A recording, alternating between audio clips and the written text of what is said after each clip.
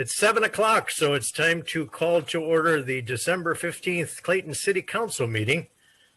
And let me just get rid of this on my screen real quick here. There we go. Telling me, all right. Do we need to call roll, Janet, or can we just say everybody is here? I could call roll. Okay. So Councilmember Diaz. Councilmember Diaz? Oh, yes, I'm here. Excuse me. Thank you. I was looking out my window.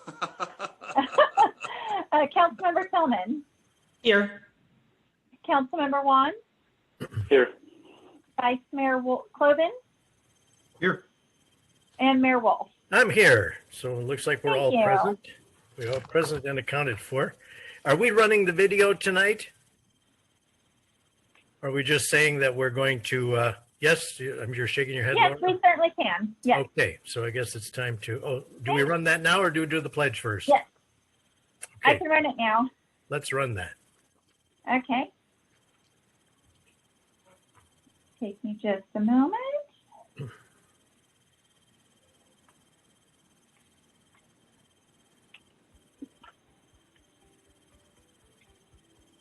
Due to COVID-19, this meeting will be conducted as a Zoom webinar pursuant to the provisions of the Governor's Executive Order N2920, which suspends certain requirements of the Brown Act. This meeting is being webcast on the City of Clayton's website. The mayor will call upon its council, presenters, staff, and other speakers by name and ask that they speak clearly and state their name before giving comments or remarks. Persons participating via webcast and Zoom with their cameras enabled are reminded that their activities are visible to viewers. Members of the public participating by Zoom wishing to speak should use the raise hand feature or dial *9 and the mayor will call upon them at the appropriate time. Telephone attendees will be called upon by the last 4 digits of their phone number. It is requested that public speakers state their name, but providing such information is voluntary. Written public comments received by Clayton City Clerk by 5 p.m. today will be entered into the record, but will not be read out loud. If authors of the written correspondence would like to speak, they are free to do so and should raise their hand and the mayor will call upon them at the appropriate time. A roll call vote will be taken for all action items. The chat feature is not active. In order to get the full Zoom experience, please make sure your application is up to date. The end. Okay. All right, so now we're going to go to the Pledge of Allegiance and led by Councilmember Diaz. Thank you. I pledge allegiance to the flag of the United States of America and to the republic for which it stands, one nation, under God, indivisible, with liberty and justice for all. Thank you, Councilmember Diaz. And now move on to item number 3, the consent calendar. This is items that are typically routine in nature and considered for approval by one single motion. Do we have anybody needs to pull anything from the consent calendar? Yes, I need to pull item 3C. 3C, the financial demands and obligations of the city. Correct. Okay. Within that package, which is not apparent, there is a blanket approval for credit card purchases made by various individuals. In particular, let me address one or two items. One that was purchased for the mayor and for the vice mayor, both outgoing. And I had Fran, before she left, do a little review of that. And what was revealed to me is that there appears to be no approval process or a guidelines for purchasing such items as the rocking chair and the lamp. Not that they're not appropriate for exiting council members. However, this process and procedure and practice has gone back at least 15 to 17 years that we were able to determine. And in no instance is there a demonstrable procedure or an approval process. It appears that an individual can direct staff to make the purchase. It's then taken care of and executed, and then at a time after the purchase and the item has been delivered to the recipient, then it comes in this package to the city council for approval.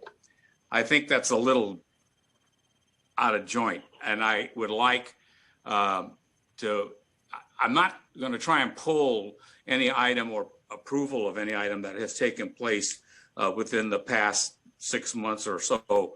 But what I do want is I do want to request that staff take a look at coming up with some sort of a procedural matter to make sure we are not spending taxpayer funds without proper oversight and execution and approval.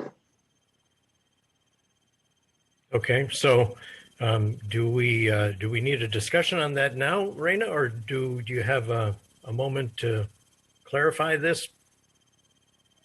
So thank you, Mr. Mayor. Typically, this would be something that I would expect would be requested at the end of the meeting in Right. terms of council members requesting a future item.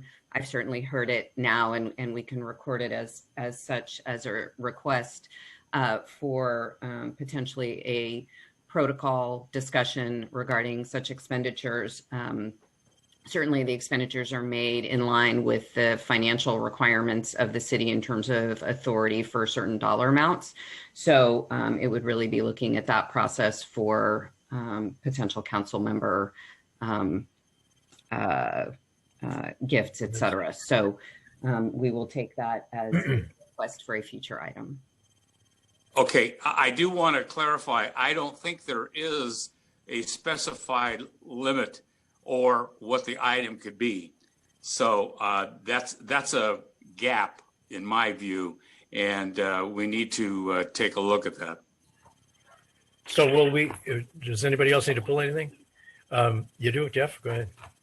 Well, I just had a comment. So it seems like this is kind of new to me. I didn't really think about that, but I guess I was under the impression that staff pulled together to purchase all the things. But I guess I would ask Mala because I know that there's a prohibition against gifts of public funds from taxpayer dollars. So when you're considering the item and protocol, I think you would want to address whether or not this constitutes a gift of public funds, which I believe is prohibited. So that would be my only comment on that. So we can add that component to the review. So Mal and I will make sure that both of those pieces get. Great, I appreciate that. Thank you. So should we have a motion do we need a motion to approve the consent calendar as is, or do we do it without the item 3C? Well, I've not asked the item not to be approved, but I just Okay. wanted a clarification on that. And I think the appropriate action will be taking place. Either the staff will do it, or if I need to bring it back at the end of the meeting for a future item on the agenda, then I will do that as well. Thank you. And Raina, I believe that you noted that will be included in the request at the end of the meeting already, so we won't have to bring that back. So do we have a motion to approve the consent calendar then? So moved. Moved by Mr. Cloven, Second. second by Councilmember Juan. And Janet, please call the roll. Mayor Wolf, I'm sorry to interrupt. sorry, you, but here. it does look like we have a hand raised. I don't know Oh, we if do? that individual wanted to speak on this item.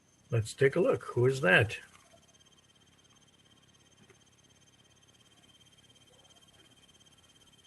Who is it? I'm looking. Oh, there we go. Is- And Daniel D'Souza. Can we open up Daniel D'Souza's line if you want to speak to this particular item?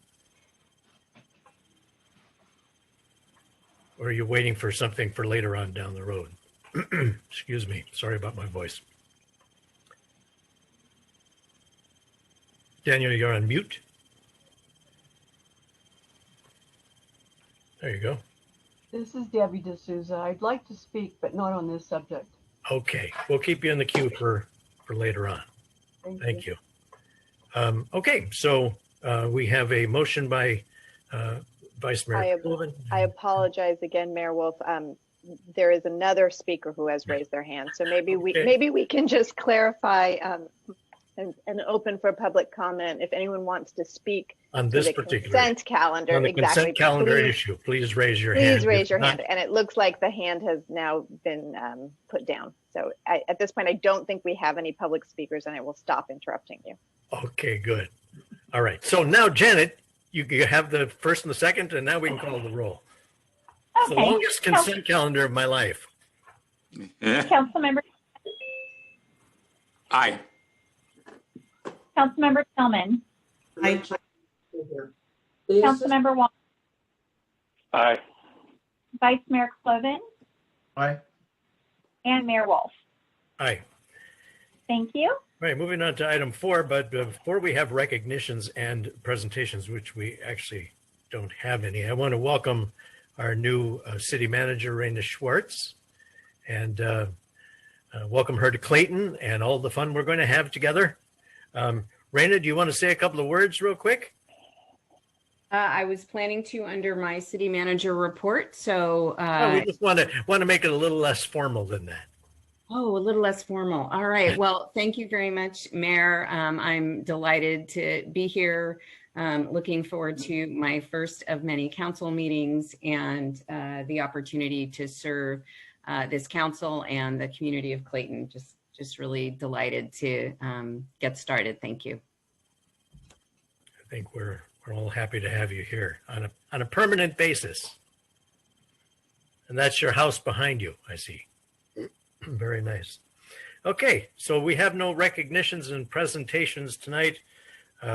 Reports now. The Planning Commission, I believe Commissioner Altwell is going to be giving that report from the Planning Commission for the meeting of December 8th, 2020. I see he's on mute. Good evening. Can you hear me? Just barely, but yep. I get closer. Good evening, Mayor Wolfe, Vice Mayor, and council members. On December 8th, the Planning Commission, 4 members of the Planning Commission met to discuss one single item, which was the public hearing to review and consider 18 residential lots planned developments of Mitchell Canyon Road, and the initial study mitigated negative declaration, zoning map, vesting tentative residential subdivision, development plan permit, and tree removal permits. The Planning Commission received actually 2 staff reports, one in October and one in December, and we based our discussion based on both reports. They have some differences between them, but not that much of a difference. After over 3 hours of discussion, questions and answers, the motion passed with some hesitation by a vote of 4-0. However, the chairman asked me to present to you tonight to bring your attention to certain items with that discussion that we did not have any information about, and mainly are legal. So most of them will bring to your attention. Maybe you could bring it with Mala and discuss them. The first of the items was related to the affordable housing.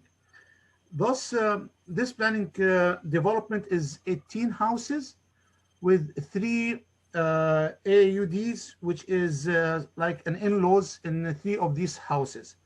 So by unit numbers, there are 21 units. However, there are 18 houses. The affordable housing plan were requesting 2 units to be affordable, and the developer is providing a house which has 2 units, which is the house and the ADU unit to be the affordable one.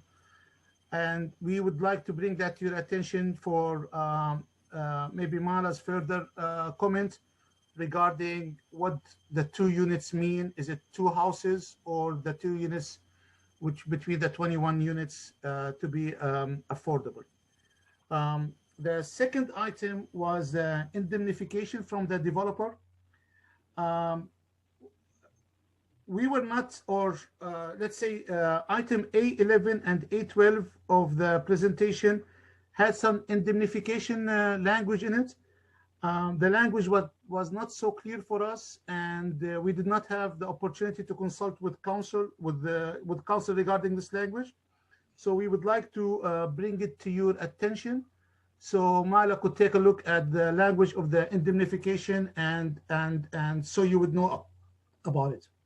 The third item that we would like to bring to your attention was the 14 of the 18 units exceeded the maximum footprint of the units per the Clayton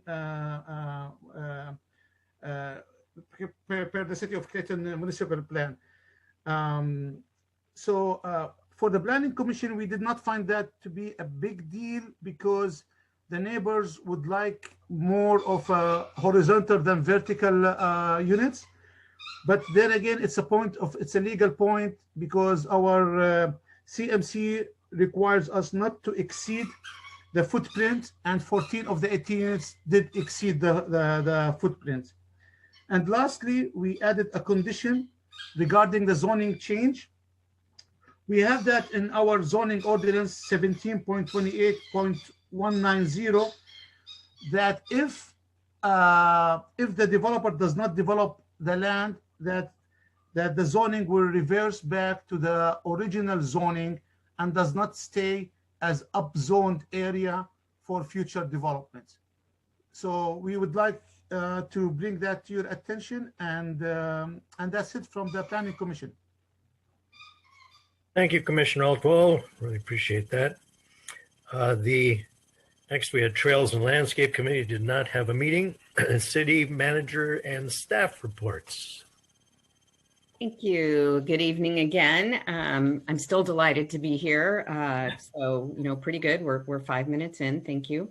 And I just have 2 items I wanted to bring to the council's attention. The first is regarding some public hearings on potential county connection service reductions. It's relatively minor for Clayton, but County Connection will hold a series of virtual public hearings on January 5th and 8th to gather comments on potential service cuts. They'll review 3 proposed service reduction scenario. Each session will focus on a different region. I believe the hearing that is relevant for us will be on January 5th. We will be publishing or publicizing the notices of the hearing information so that our residents can be aware and can participate with that process if they are interested through County Connection, either through the meeting on January 5th or via writing by January 22nd. And so we'll be sharing that on city social media and making sure that everyone is aware of that so they can get the information and have any input that they would desire. That was the first item. The second item is just that as we head toward the holiday season, this is our last council meeting before the holiday break. City offices will be closed for business, not just physically, but virtually as well, beginning on Thursday, December 24th and running through Friday, January 1st, reopening for virtual business on Monday, January 4th, and then we'll see where we are with respect to all of the shelter in place and other stay-at-home orders. At the moment, we're planning to reopen virtually on January 4th, but that may change. Certainly, we'll keep the council updated of any and the community updated of any changes. Emergency services will, of course, be available during that time, but city offices will be closed, and we hope that everyone, staff, council and community can have a quiet and healthy holiday season. And with that, those are the items that I have for the city manager report for this evening. Thank you. Thank you, Raina. And I understand that county connection, we should be okay there with our service, hopefully not being drastically cut. So my understanding is that there may be some slightly longer interval times from the BART through to from Concord BART through to Clayton, but not particularly significant in this area, although I think other areas are going to have broader changes. thank you. Okay, moving on to the city council reports. Let's start with Jim. Thank you. I have two items relative to meetings that I've attended since we last met. December 3rd, I did attend the Mayor's Conference Zoom virtual meeting. There was an interesting program presented by the County Health Services Department called The Power of Youth Messaging on COVID-19 specifically. There were a couple of leaders from that group, as well as a number of individual youth that did speak at it. And very interesting, you know, the youth is getting very active in the county, and but I'll leave that item for later and someone else to amplify on it if there's anything further than that. I did find it, again, very, very interesting to see that the youth of the county are very, very active in specifically very topical issues. On Friday the 4th, I attended as I'm the designated alternate board member of the EBRICS, which is the East Bay Regional Communications Services Authority. And that group, just to identify, that group oversees the communications systems for both Alameda and Contra Costa County. Although we have just expanded to the city of Vallejo, they had some technical issues. But at our meeting, we adopted the budget adjustments for fiscal year 1920 and 2021. And we adopted a resolution approving a replacement and upgrading of the East Bay Regional Authority's obsolete microwave network from T1 circuits, for all of those of you that are technically inclined as to what, and to a multi-protocol labeling switching routing system. And we also approved our calendar for the next year. Not on the agenda, but I'm holding 29 letters from the citizens of Clayton, and they have requested that I read these into the record, not just merely handing them off to the city clerk and having them placed into the record, but actually reading them into the record. So if you don't mind, I'm going to briefly go through each one of them and mention the name of the individual who submitted it to me, and then give you the essence of what they said. The first one came from Maggie and Paul Eraclio, also they're on Regency Drive. We are disappointed at the divisive action taken by the city council, specifically Wolf, Cloven, and Tillman at the 12-1 meeting, and overlooking Jeff One, our vice mayor, being passed for the mayoral position. Traditionally, the vice mayor ascends to the mayor, and we want that rectified, and would look forward to an agenda item in the future to adjust that. The next letter is from Mr. William Walcott. Councilman Diaz, I applaud he's a former mayor, and he is definitely appalled at the divisive action that council members Wolf, Cloven, and Tillman took on the December 1st meeting relative to the approval of the mayoral position, not going from Mr. Wan from vice mayor to mayor, and that he looks forward to a meeting where we will readdress this issue. And I will bring that up at a later time in the evening. That's letter number 2. Letter number 3 is from Jeannie Marsden, also of Clayton. I wish to voice my disappointment in the actions of the 3 council members during the last half of the December 1st council meeting and ask you to please read my email into the record. Mr. Mayor and members of the City Council, I am requesting that the City Council reverse the results of the official reorganization that occurred on December 1st and appoint Jeff Wan as mayor for the term 2021.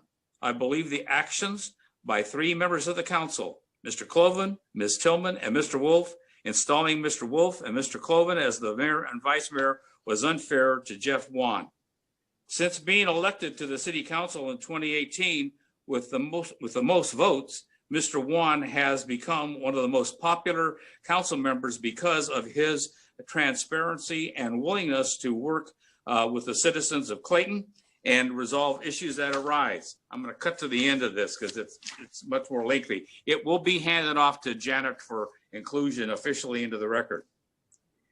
If we want to see diversity of leadership on the City Council, I hope that during the December 15th meeting that the above 3 council members will install Mr. Wan as mayor for the term 2021 and Mr. Wolf as vice mayor.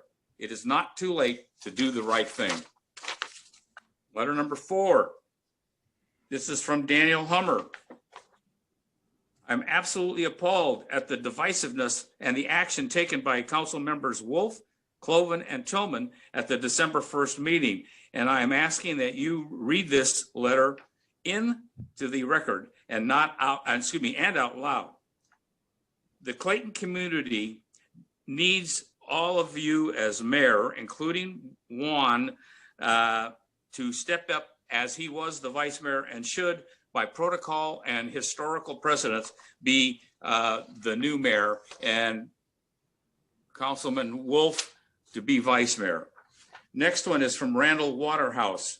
Councilmember Diaz, we are dismayed and deeply disturbed by the recent actions by the City Council, specifically Wolf, Cloven, and Tillman.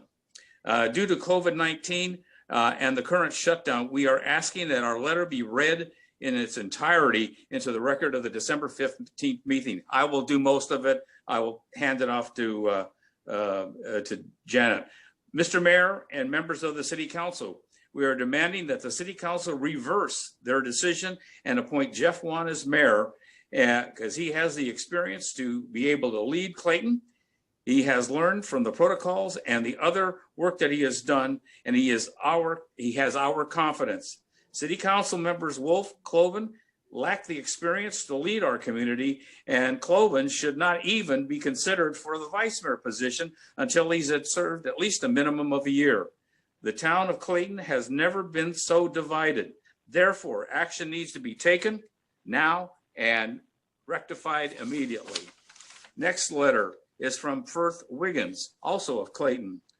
I have followed the mayoral race mostly on Nextdoor, and I'm very surprised and disappointed to hear of the divisive action taken by council members Wolf, Cloven, and Tillman at the December 1st meeting, and I am asking that you read into the record my entire comments. Mr. Mayor and members of the City Council, I'm requesting that the City Council reverse the decision and appoint Jeff Wan as mayor. He took the time to keep the community informed of all of the actions taken by the City Council. So many of us who live in Clayton are not able to attend meetings, but do want to know that it is growing and it's a wonderful community. He spelled out everything, laypersons and terms that they can understand, and living in Clayton and et cetera is not just a personal point of view. He provided us with information, data, and so forth. I am certain he would be appointed mayor. I hope that the decision can be reversed. Thank you for taking time to read my letter.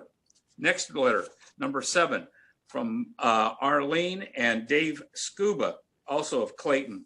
I am shocked at the decision of the city council and not to have our vice mayor, Jeff Wan, move up to mayor, just like every other vice mayor has done so in the past. Stop the divisive and do the right thing. Jeff Wan has worked so hard for the council to provide the city of Clayton, our community, with the right decisions the residents have asked him to do for us. Now is the time to do the right thing. Next letter is from D. Jekyll.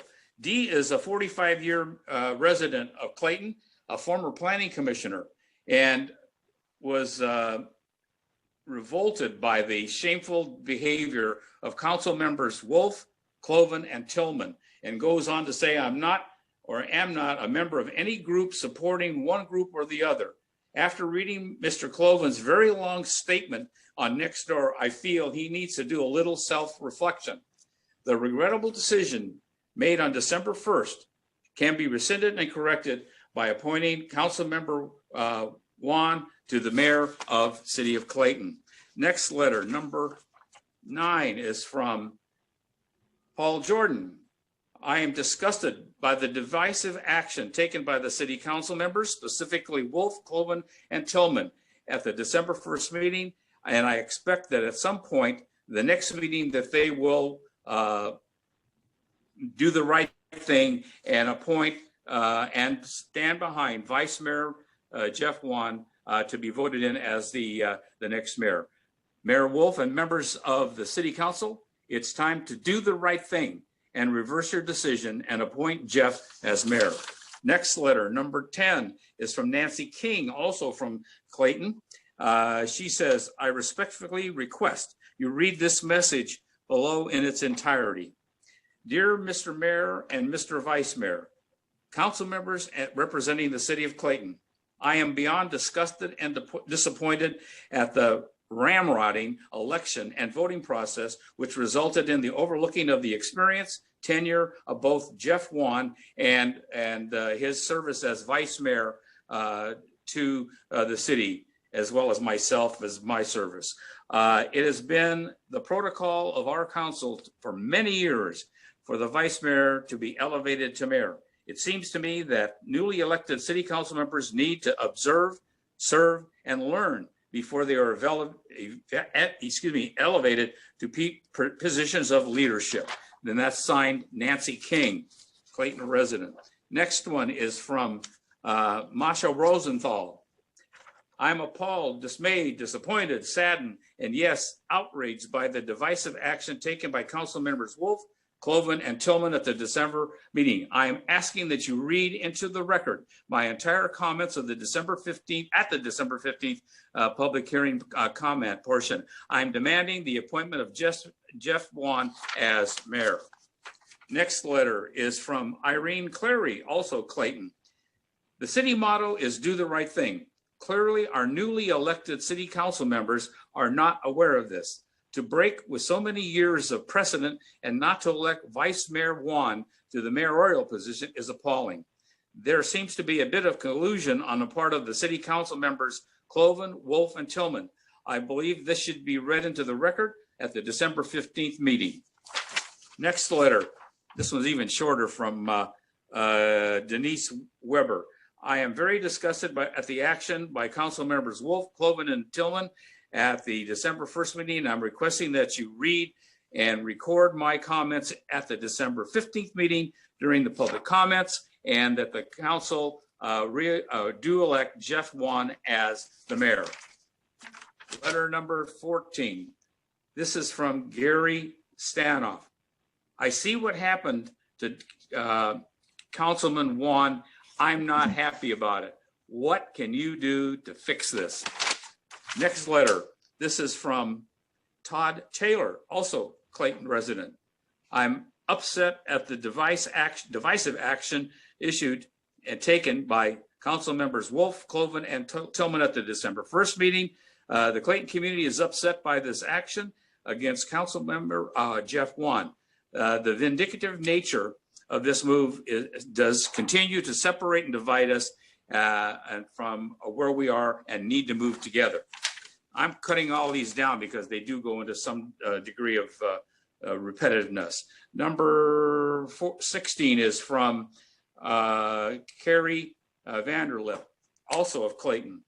I am contacting you about the politically motivated travesty that took place at the city council meeting on December 1st that denied Jeff Wan his rightful move from vice mayor to mayor on the observed claim of Jeff's support of the current planning commissioner's candidacy. This action smacks at divisive campaign retribution. Next letter, Karen Case, also from Clayton.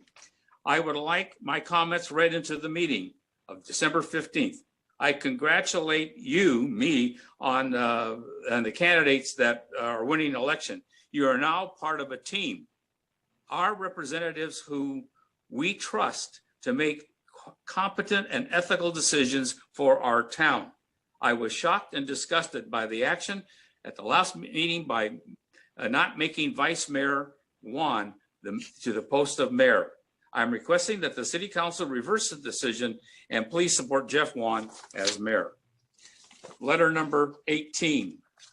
This is from Elizabeth Williams, also from the city of Clayton. I am requesting that the city council reverse the decision and appoint Jeff Wan as mayor. Please do not change the character of our town by ignoring manners and common courtesy.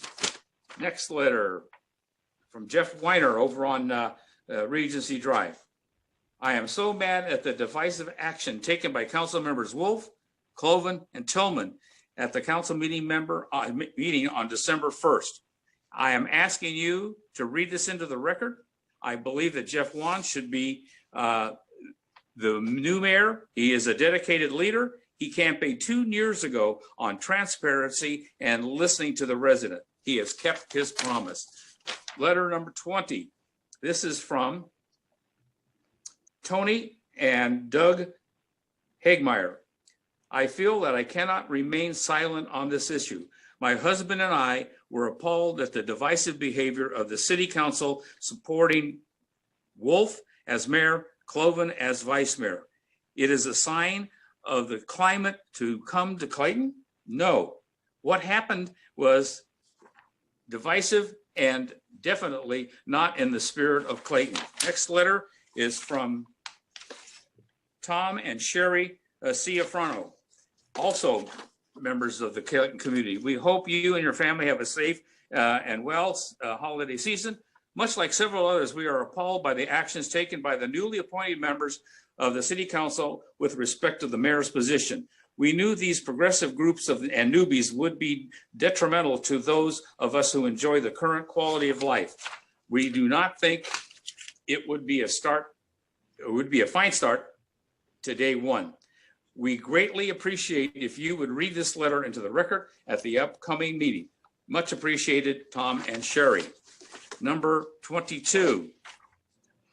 This is from Linda Jean Cruz. I want to express how disgusted I am at the first meeting of the new city council where Jeff Wan was passed over as the mayor of Clayton. Clayton's motto is do the right thing. How can you feel good about that and what you've done? What negativity did Jeff do? If you are against Jeff because he endorsed Frank Gavidia, this is ridiculous. Are the new city council members part of a cancel culture? Jeff Wan is the first council member I can recall in my over 40 years living in Clayton who was transparent. He's researched, explained, truly reached out to all citizens. Letter number 23. This is from Dane Horton. To whom it may concern, something has gone wrong, terribly wrong in Clayton, and it needs to be corrected. We cannot sit back and watch as Jeff Wan is cheated out of his rightful position as mayor. Jeff has proven himself honest, diligent, transparent, and communicative. By long-standing traditions, he has earned and deserved the post of mayor. Number 24. This is from Larry Schulman.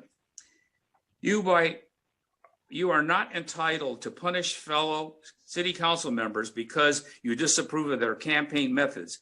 You certainly don't interfere with any council member who was selected by the voters to be full participant at the city council. I find this behavior reprehensible. This statement is all about rationalizing your actions. Are you there to serve? Excuse me, and you have the nerve to stand there with your ethics and principles. Is fairness and otherwise excluded? You promised during your campaign to be inclusive and fair. Not even a week into your term, and you already broke your promise. Next letter, number 25, is from Joanna Welch. I'm appalled at the divisive action taken by council members Wolf, Cloven, and Tillman at the December 1st meeting. And I'm asking that you read my record or my statement into the record at the December 15th meeting. Mr. Mayor and members of the City Council, I am strongly urging the City Council members to reconsider and reverse their decision and appoint Jeff Wan as mayor. Number 26, this is from Pam Walcott. Mr. Mayor and members of the City Council, I'm requesting that the City Council reverse their decision and appoint Jeff Wan as mayor. I'm writing this to voice my extreme disappointment with the results of the December 1st reorganization of the Clayton City Council. As a wife of a former council member mayor, I understand how process should work and when it does. The fairness of this is not displayed.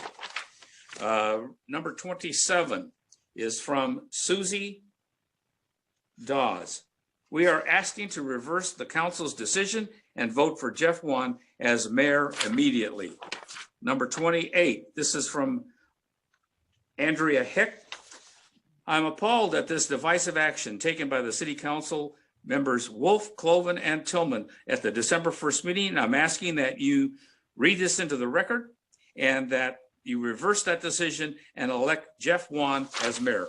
The final one is from none other than Glenn Miller, and he says, as a former candidate, it seems to me to be counterproductive if we publicly complain about results and the resulting coup. Even though the hypocrisy of these actions is clear, it is nevertheless the authority that it is elected and officials need to live with.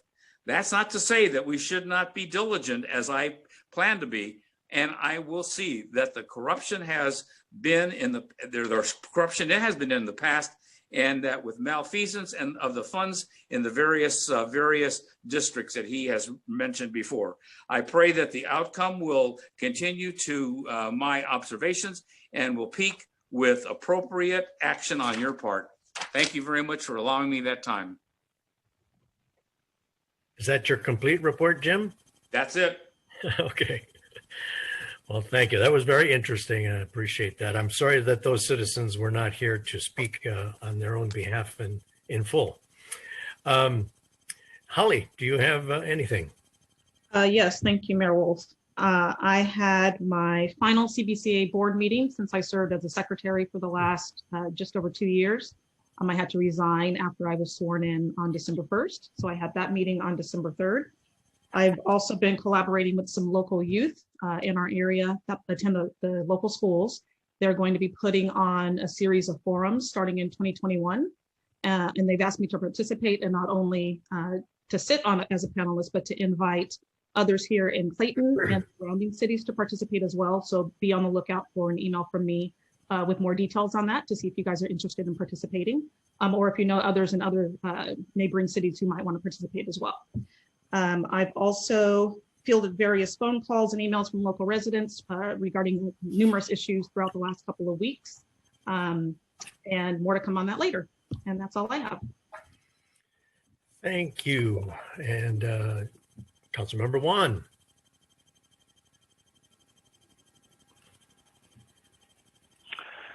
Thank you. Well, obviously, from Jim's report, there has been quite a bit of discussion lately about the mayoral vote that occurred at the last meeting. Obviously, I want to thank the people who have called and written to show their support for myself and a respect for the process that the council has adhered to over the last several decades. Apparently, this view was not held by the majority on this council, which is their right. In explaining his decision, Mr. Cloven stated that he would not reward any person who supported the campaign of his opponents. I mean, I obviously supported Frank Davidia. His views and my own aligned on many issues that I think impact the people of Clayton. Frank fell short of earning a place on this council, but even still, I applaud his willingness to step up and try to represent those who were concerned about the direction this council had been going in recent years. And because I supported Frank, Mr. Cloven would not support me. And in turn, I thank all the other nearly 3,000 people that also supported Frank. Even though members of this council have stated they want to heal the divide in this community, I suspect that these actions will only serve to galvanize it. And I think that's unfortunate. There's been rumblings of redoing the selection, as Jim mentioned in some of the letters that he wrote or that he read. But while I greatly appreciate the support, I think it's best for this community that we move past this. My fellow council members have made their choice, and notwithstanding the abandonment of protocol, Mr. Wolf is serving as our mayor. Regardless, I will continue to do what I've done since joining this council and representing the interests of our community, seeking and welcoming input from everyone and communicating the actions that we take. That's my report. Thank you very much, and appreciated those words. And finally, Vice Mayor Cloven. As a new council member, I've been quickly educating myself on the role I've stepped into. And I've done a lot in the last 2 weeks, and I've learned a lot this last 2 weeks. So like Mayor Wolf and Councilmember Diaz, I also attended the Mayor's Conference on December 3rd. I had previously been to two other Mayor's Conferences as a planning commissioner when we were discussing the RENA numbers and allocations from ABAG. And I was very impressed with how the mayors of our region are very much represent our county at the highest level and advocate on our behalf with regard to the numbers that are being given to us by ABAG and by the state. I attended the TransPAC meeting on December 10th. TransPAC, for those of you who don't know, is a regional organization of elected officials that develop regional transportation plans that focus on the benefit of Contra Costa County. Now, there were some questions historically about my participation in this, and as a planning commissioner, I was put on TransPAC, or asked to be put on TransPAC 2 years ago in 2018. I attended 2 meetings.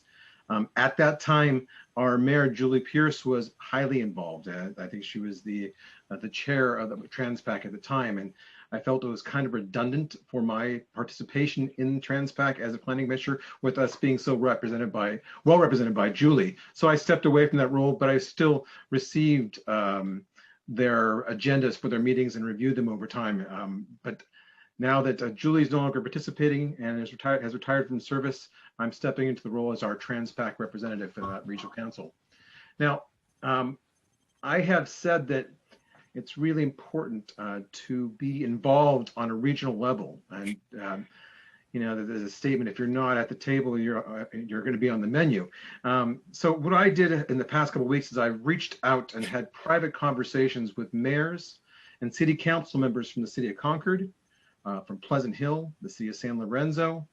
I personally know a planning commissioner with the city of Pasadena, a mayor with the city of Dana Point, and I've also talked to our representative of the California League of Cities.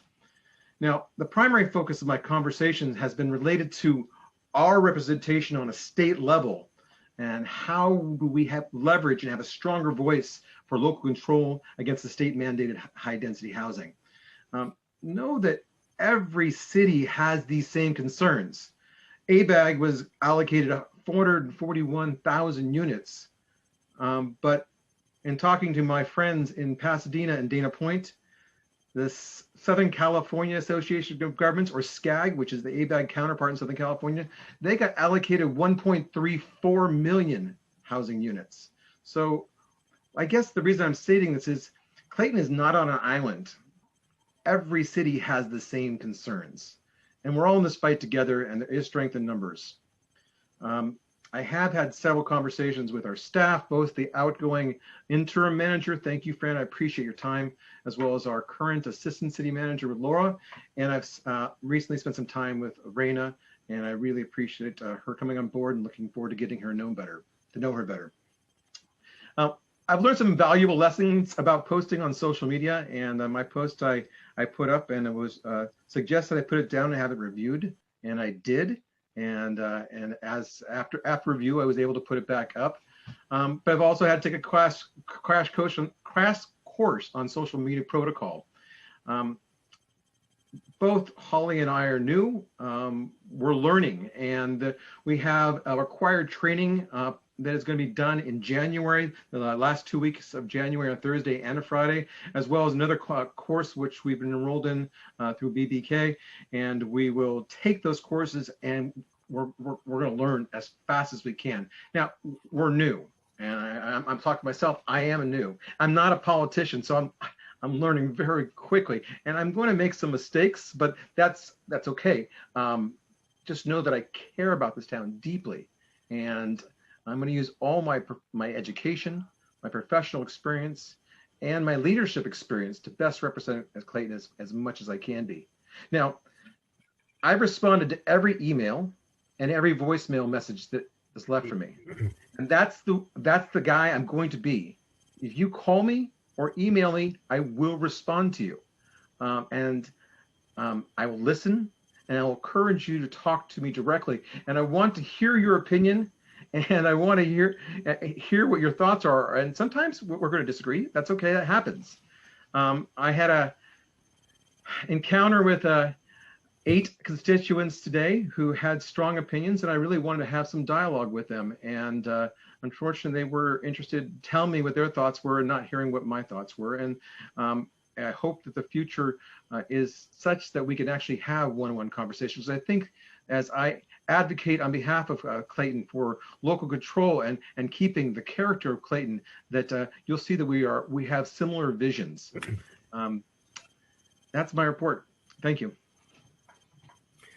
Thank you, Vice Mayor. Excuse me. I'm sorry. I'm having a lot of trouble with my voice today. I have an allergic reaction going on here. But anyway, I'm just going to give my report as quickly as I can. First of all, I attended the virtual tree lighting, which it's too bad we couldn't get together this year in person, but AJ Chippero put together, along with Debbie Bruno, some really good past footage, and the tree lighting is still on YouTube and still on the CBCA website if you want to see the kids singing and Santa and Mrs. Claus and all the stuff that goes on here for tree lighting day in Clayton.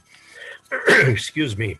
The mayor's conference I attended, and as Councilmember Diaz said, there was quite a presentation with regard to the power of youth ambassadors and youth messaging.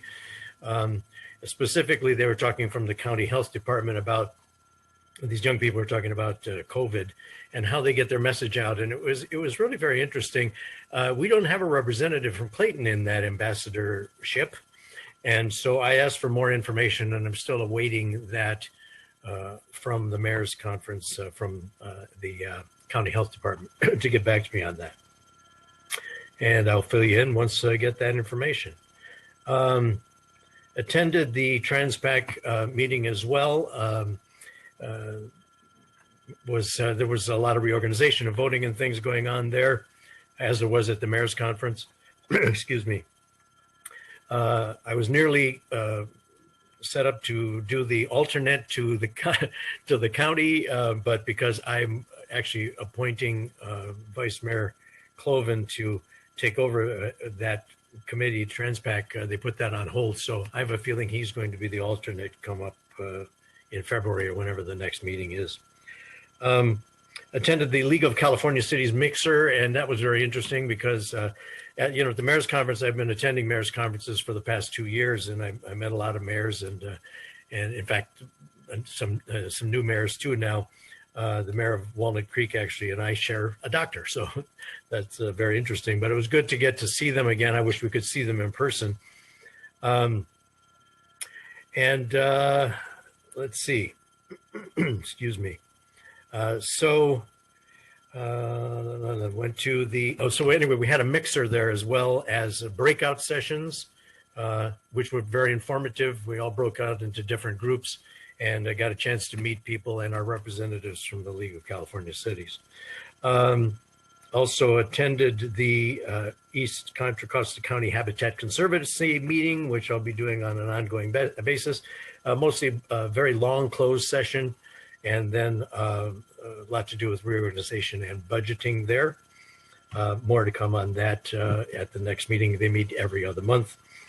I had several meetings. I had a meeting with our outgoing city manager, Fran. Met with Vice Mayor Cloven. I met with council members Cloven and, Tillman and Diaz. And of course, I met with our new city manager, Reyna. Also had a couple of meetings with Mala. I registered for the new mayor seminar, which is coming up for 4 days in January, and looking forward to that. And excuse me, and then emails, quite a few emails, which unfortunately I didn't bring with me to read. Now that I wish I would have, but nevertheless, quite a few emails and comments and some things from constituents. So that is my report, and moving on now to the. Mr. Mayor, you do have two hands up. I'm not okay. sure which I don't see them on. So Keith Hayden, who is your appointee to the Community Connection, yes. County Connection, excuse me, and Janet has let him in, so I'm not sure if he if this is the appropriate place for him to comment, because it was in response, I think, to something that I had said, but that is your now it looks like your one comment. So okay. So can we open it up for Keith then? Yes. Did you? Oh, by the way, Janet, were you able to move Commissioner Altwall to the attendees list instead of the panelist list? Yes, Mayor Wolf. Thank you. You're welcome. Can you hear me? Excuse me. Go ahead, Keith. I'm sorry.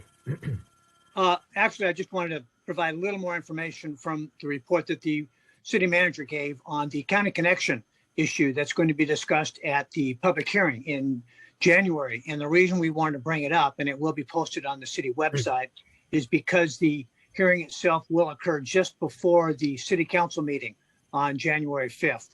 But the good news is what they're looking at from County Connection is 3 different scenarios that we would have to take action if current funding levels do not continue. We're in jeopardy of losing some major funding from the federal government and state. And we're looking at what we would do if those funding sources are reduced.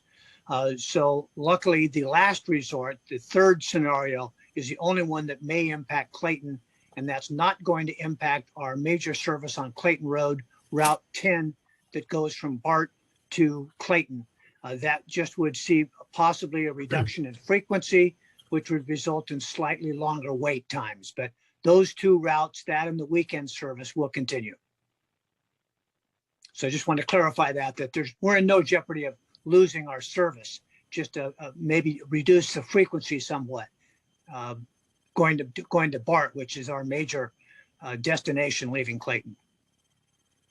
So that's it as far, that's the intent of our public hearing on January 5th. Okay, so hopefully we'll attend that, and it's good to know that we won't be cut back severely, and hopefully ridership will go up and everything will get back to normal soon, but and get some of the funding money.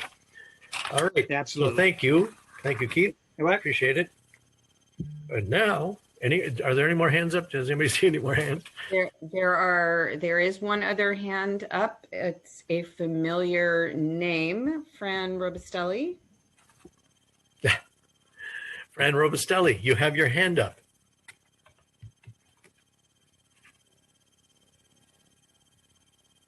And you're muted. I think we can we hear Fran? No, she's back to muted. Fran, did you want to speak? I'm guessing that perhaps she does not. So we Okay. can move Fran back to an attendee. And I believe then we are on to your next item on the agenda. 6, You will have public comment. Public comment on non-agenda items. So now's the time for anybody out there to put up their hand and speak, excuse me, on non-agenda items. And you have the list there. Okay, so we'll go in order here. Got quite a few hands going up here, I guess. Janet, you just want to take them in order and we can, that way we don't have to call everybody one at a time like that. Janet can just tell us who it is because there's a lot of people that want to speak.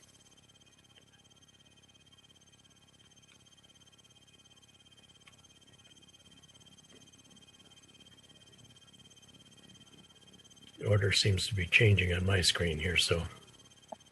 The first speaker is Daniel D'Souza. If he could, oh, there we go. Hello, my name is Debbie D'Souza and I'm a longtime Clayton homeowner. I do not know either Mr. Wolf or Mr. Wan. I want to say how very disappointed I am in the behavior of Ms. Tillman, Mr. Cloven, and Mr. Wolf. At the first meeting, your backstabbing behavior has caused much drama in our little town. You had a choice between drama and harmony, and you chose to cause drama. I hold Mr. Wolf responsible because you are the veteran councilman and you should have advised the newbies of how to behave. It appears that you may have violated the Brown Act. The Brown Act states, and this is number 54952.2, and it's B1. A majority of the members of a legislative body shall not, outside a meeting authorized by this chapter, use a series of communications of any kind, directly or through intermediaries, to discuss, deliberate, or take action on any item of business that is within the subject matter jurisdiction of the legislative body. It is apparent that you three had talked before the meeting regarding your vote. Now, we can't prove this, but it was pretty obvious that that's what you did. That is what's called backroom dealings. That is not allowed under the Brown Act. I am very disappointed that you three let power go to your head. And instead of thinking about what is in the best interest of Clayton, you were thinking about what was best for yourself. The election is over, and it's time for you to show your willingness to work together in spite of your differences. If you can't do this with integrity, then please resign. I'm asking you to reverse your vote and do the right thing and make Mr. Wan mayor of Clayton. Thank you. Thank you, Debbie. I can assure you that we did not have a meeting regarding the mayor position, no matter what it seems like. That did not happen. And had I advised the newbies, that probably would have been a violation. That did not happen. Secondly, I don't see the mayor as a powerful position in the city. I see us as 5 individuals on the council that are going to make individual decisions. And we are going to take the representation of this very seriously and make decisions Hey, Carl, point of order. I think this is outside the scope of the agenda in responding to public comment in this way. I think that sometimes things need to be addressed, and I want to make sure that people understand. But I nevertheless, would like to request a opinion from our legal counsel on this. Nevertheless, I'll retract. And Mala, if you want to jump in, go ahead. I do. You are allowed to make brief comments and responses to public comment. Thank you. And that will be my brief comment. And moving on, Janet, who do we have next? Our next speaker is Jenny Lewis. We'll wait for Jenny to unmute. Excuse me. Okay, am I on? Yes, Jenny, you're on. Hello, everybody. Good evening. What I'm meeting today. But just remember, I personally don't care who the mayor is. As long as you guys do the best for the citizens, I'm all good. Okay, and I'm sure you know why I'm here. I am, I'm a business owner and I am very busy, but I have to spend time to come up here because I want to know where my request of ordinance revision of 17-95, 17.95.020 and 17.95.030B stands.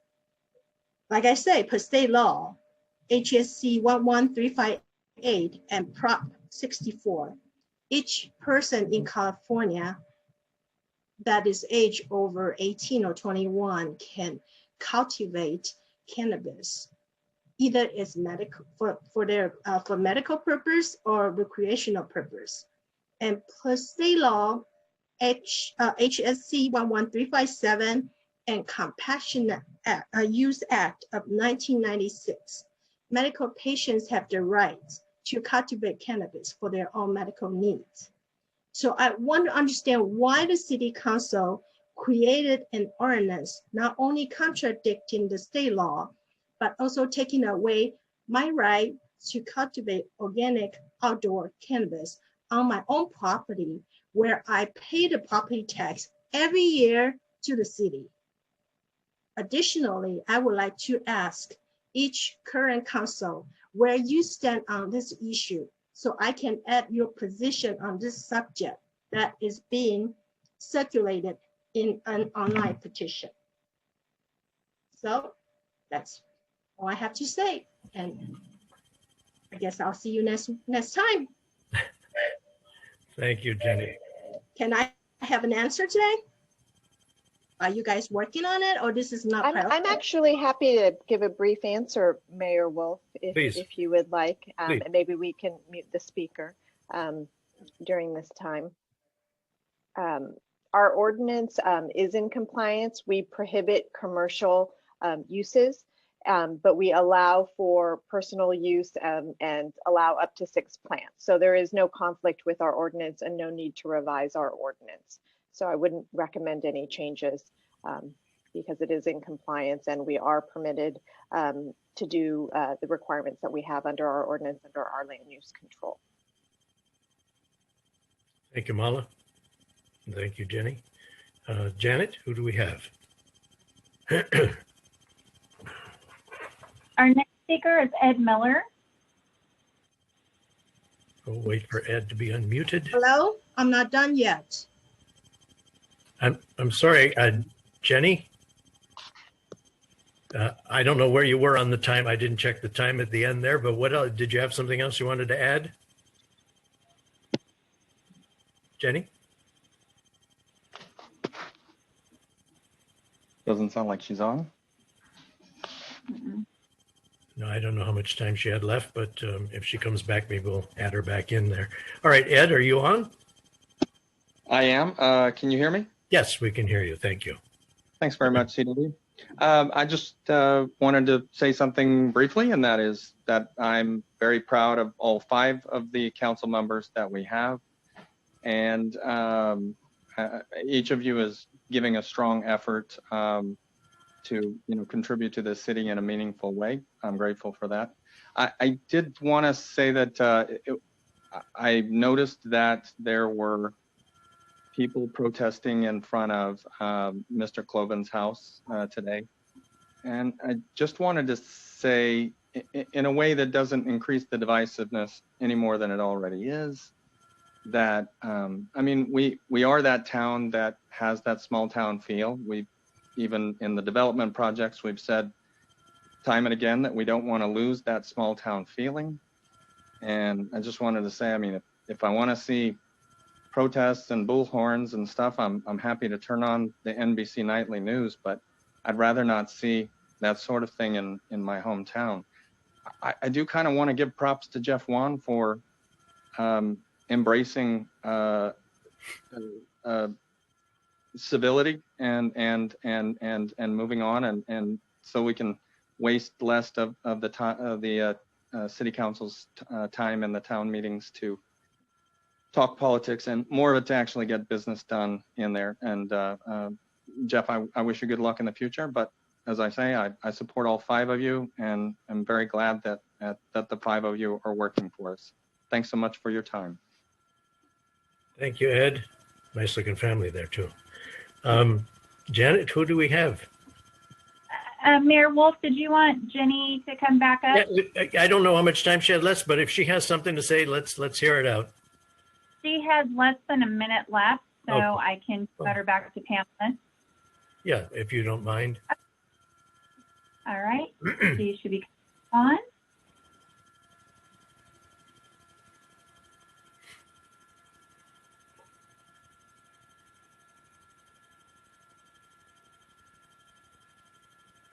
Jenny. And she is back here. Okay. You're on, Jenny. Oh, you're muted again. I'm on. There you go. Okay, this is for the city attorney. You say that it's allowed for cannabis cultivation for 6 plants. It's not the case. Per city planning director, the ordinance is written for only indoor grow, not outdoor. Why would city regulate where I can grow the cannabis on the property that I pay the property tax to the city? I want to grow it organically, and that's what I want to do. Also, on the ordinance also show that what's that 30B saying that no Clayton citizen is allowed to store any cannabis products in the home, in my home. Why is that? So when I go out to buy cannabis, I cannot store it in my home. So this is my question. Thank you, Jenny. We'll wrap that up now. And Molly, do you need to get into that any further? I mean, we're not speaking on that tonight, are we? Okay, so I think that's asked and answered at this point, and this is going to have to come up from council if somebody wants to bring this up, correct? Okay, all right.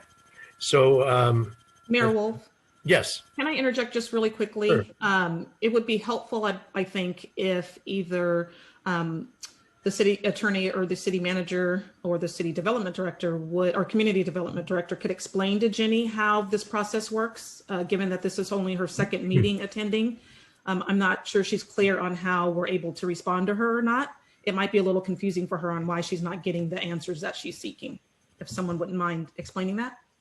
Well, maybe somebody can reach out to Mala or Matthew. I know that Matthew sent the ordinance to her already, but somebody probably should clarify to her the procedure going forward. If that falls under Mala or Reina. I think I can work with the city manager on that. Okay, great. We can do a follow-up. Thank you. I see we have, is it Frank next? That is correct, Mayor Wolf. Frank Gavidia is our next speaker. Frank Gavidia is next. Anytime he's unmuted. He is. Good evening, council members. Thank you for allowing me the privilege of speaking. Since I was appointed to the Planning Commission in January of 2019, I have demonstrated decorum and not spoken at all at any city council meeting during public comment. Most of you are aware during 2018, I spoke a lot, and other than while I was running for council, I don't speak. But I am compelled to speak about the events that happened on December 1st. I do stand with Jeff, by the way. I support him completely on what he just said. I'm not here to revisit anything, but I want the public to be aware of some events that have transpired. First of all, let's start with the fact that I wrote a very sincere concession speech. You know, both you, Councilmember Tillman and Councilmember Cloven, we were competing. That's what an election is. It's a competition. And I lost. And very gracefully, I wrote my concession and asked my supporters to support you. And I reached out to them in phone calls, emails, you name it. I've taken several phone calls and emails over the last 2 weeks over your actions. Now, one thing that I'm deeply troubled by is the two of you ran on racism and inclusivity. In the move that just happened here, two old white guys now command the city council. But this isn't the first time, and I'm going to single you out, Councilmember Cloven, that this takes place. Because on the Planning Commission, I was next in line to be vice chair, and I was passed over by a white woman who had been there no more than a few months versus my almost 2 years. The public can listen to the meeting and listen to the lame excuse that was used to not vote me in by three planning commissioners. Councilmember Cloven, your close friend and strong supporter, Chairman AJ Chipero, did not support what you were doing and voted against the person that I don't remember who nominated. But for all the talk of racism and inclusion, it's just as I said when I was running. I will be included only if I agree with you. On September 8th, I had done nothing that you could consider, quote, divisive. In fact, I had not attacked anyone. I had written a couple of articles on the technicalities of what was taking place in Clayton. The only thing I had done was not have your permission and the permission of your friends to run for office. So I do stand with Councilman Juan. I want us to move on, but I want the people of Clayton to understand why it was that I had my positions. And Councilmember Cloven, I had a lot of respect for you going into this. You know that I spoke to you about what drove me to apply for the Planning Commission. Your actions, both what took place against me and now I don't agree with. And now I wonder, will you be coming after me next? Will I be thrown off the Planning Commission by the three of you? Thank you and good evening. Okay, thank you, Frank. Excuse me. Now, I know we have a couple more. Our next speaker is Bassam Altwell. Speaking as a citizen now, huh? Well, good evening. All I could say is, wow. A few days ago, a flyer full of half-truths that was unsigned, cowardly, circulated in Clayton demanding the mayor election be revoked and Mr. Juan be elected mayor. And just right now, Mr. Diaz read 29 letters, which looked like an organized campaign reflecting what was on that flyer. And some citizens went in front of Councilmember Cloven House shouting same items reflecting what's in that flyer. So I'm wondering who's the divisive people here. But let's go back to the facts. Unlike Mr. Juan and Mr. Diaz like to do half-truths, that Mr. Juan proved it over and over and over again, and I'll go to it. People behind the flyer forgot the meaning of the word elections. Furthermore, few individuals took to the streets, as I said earlier, and also in social media reflecting all these arguments. For 2 years now, Mr. Juan, and I had high hopes for him, presented the citizens of Clayton with half-truths. He participated hard on social media during the recent elections, spreading his misinformation. He pushed citizens to join a frivolous lawsuit against his own city where he serves as a council member, making them lose over $20,000. The judge in that lawsuit actually mentioned him specifically, quote, "If it has a horse, it's ruler," end quote. Mr. Juan's no legal authority. Similar to this elections on the city council, elections has consequences. And Mr. Juan has not presented anything in the last 2 years to prove to us that he deserves to be mayor. He doesn't give us the information. He plays around with his words. Mr. Wan should know better. And behavior like this and his supporters and Mr. Diaz's supporters don't earn him to be the mayor of Clayton. I want to thank Mayor Wolfe, Vice Mayor Cloven, and Ms. Tillman for their honesty and integrity and making the hard choice, tough but the right decision for Clayton. For all Clayton, not just part of Clayton, maybe the 29 people who just organized with Mr. Diaz to write this letter. And there's nothing in the Brown Act that says that the vice mayor should be automatically being a mayor. Nothing. Worst kind of a lie is a half-truth. Mr. Diaz, Mr. Wan, you talk about inclusion, yet this flyer, the street protest, and the organized 29 letters read now by Mr. Diaz is nothing about inclusion. Shame. Thank you. Thank you. Do we have, I see we have. Our next is Jay Gordon. Jay Gordon. Hello, I think I'm heard now, yes? Yes, you are. Oh, thank you. So the reason for my comments this evening pertain to the ongoing subject of Key Lock and Key Lock Circle. The red curb was installed quickly after our special session meeting that we had. It almost suggests that it was installed too quickly, as if maybe there was a predetermined solution, notwithstanding the input of the owners that we heard from that evening. It seems a little counterintuitive that painting a curb was somehow or another going to slow down the traffic on Key Lock Way. I would like to report that it has not slowed down the traffic. It has reduced the traffic coming up and down Key Lock to the circle, but it certainly has not slowed that traffic. Tonight I noticed that part of that red curb has been painted white. Yes. I don't know what a white curb means, and I don't know what it's supposed to mean to anyone else either. So that's a question. And also a comment, when we had our special session, CW, you excluded any discussion having to do with the condemned property that's there at the head of Key Lock Circle.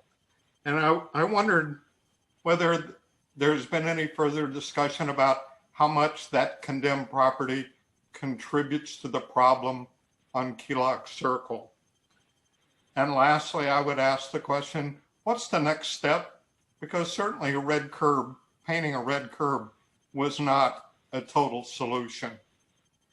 That's all. Okay, thank you, Jay. Well, let me just respond real quickly. The property there is outside the scope of the safety committee, and so that's something that we'll have to get into later.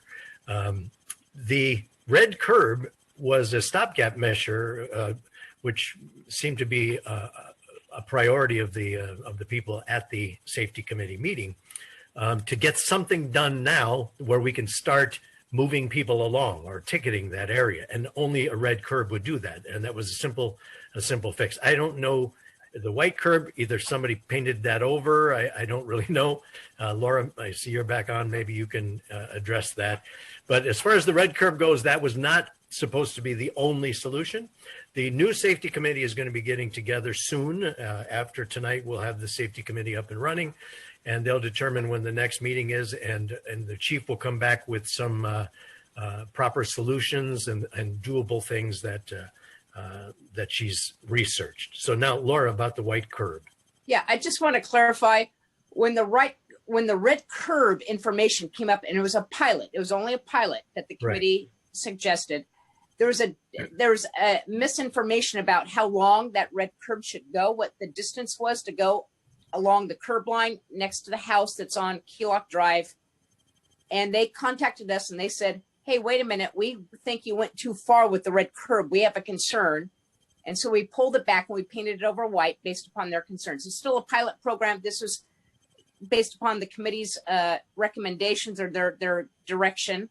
And so there was a little bit of inconsistency about how far should that go. up along the curb line before you get to the front of the house. So we've clarified that. We worked with a resident that was there. They're the most impacted. And they said, we support a red curb, but we want it a little further back. You didn't understand what we were articulating in the meetings that you met with them on, because they were part of those meetings. So there's a little bit of miscommunication, and we got that clarified. It's still a pilot program. So whatever happens after the pilot, we will take those results back.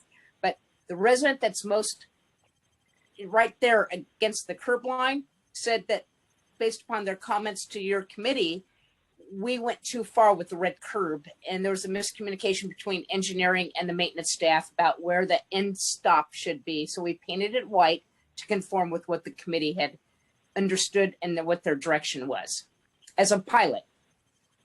Thank you. Thank you, Laura. And Jay, I hope that clarifies some of this. And like I said, the safety committee, public safety committee will be meeting soon, and would love to have you as a part of it. Thank you. Thank you. Next White up. curb means loading. Loading, yes, that's right. Is that, Laura, just for my clarification, painted white is because you can't paint it cement color? Is that why? We can't take the red paint off of the curb. We already painted red. Okay. Yeah, that's the best we could do to make it not a zone color. I see. Okay.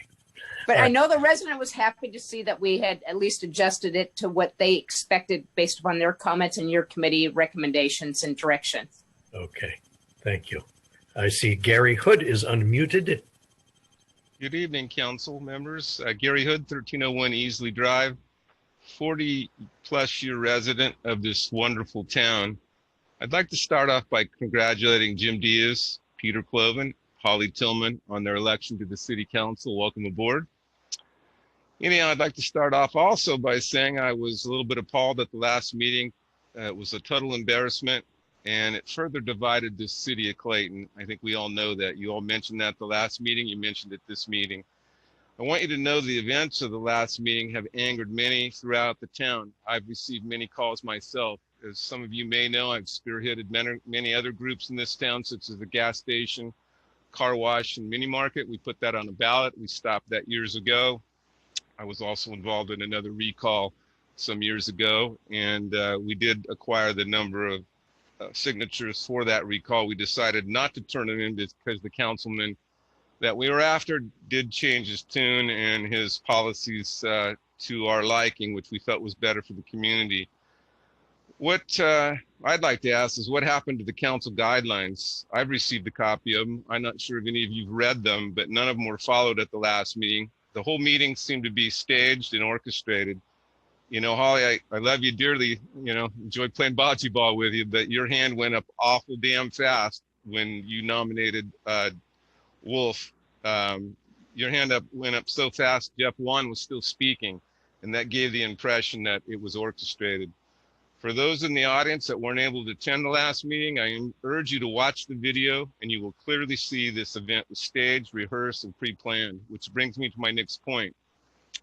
I would like to request the city manager and city attorney to investigate what took place at the last meeting.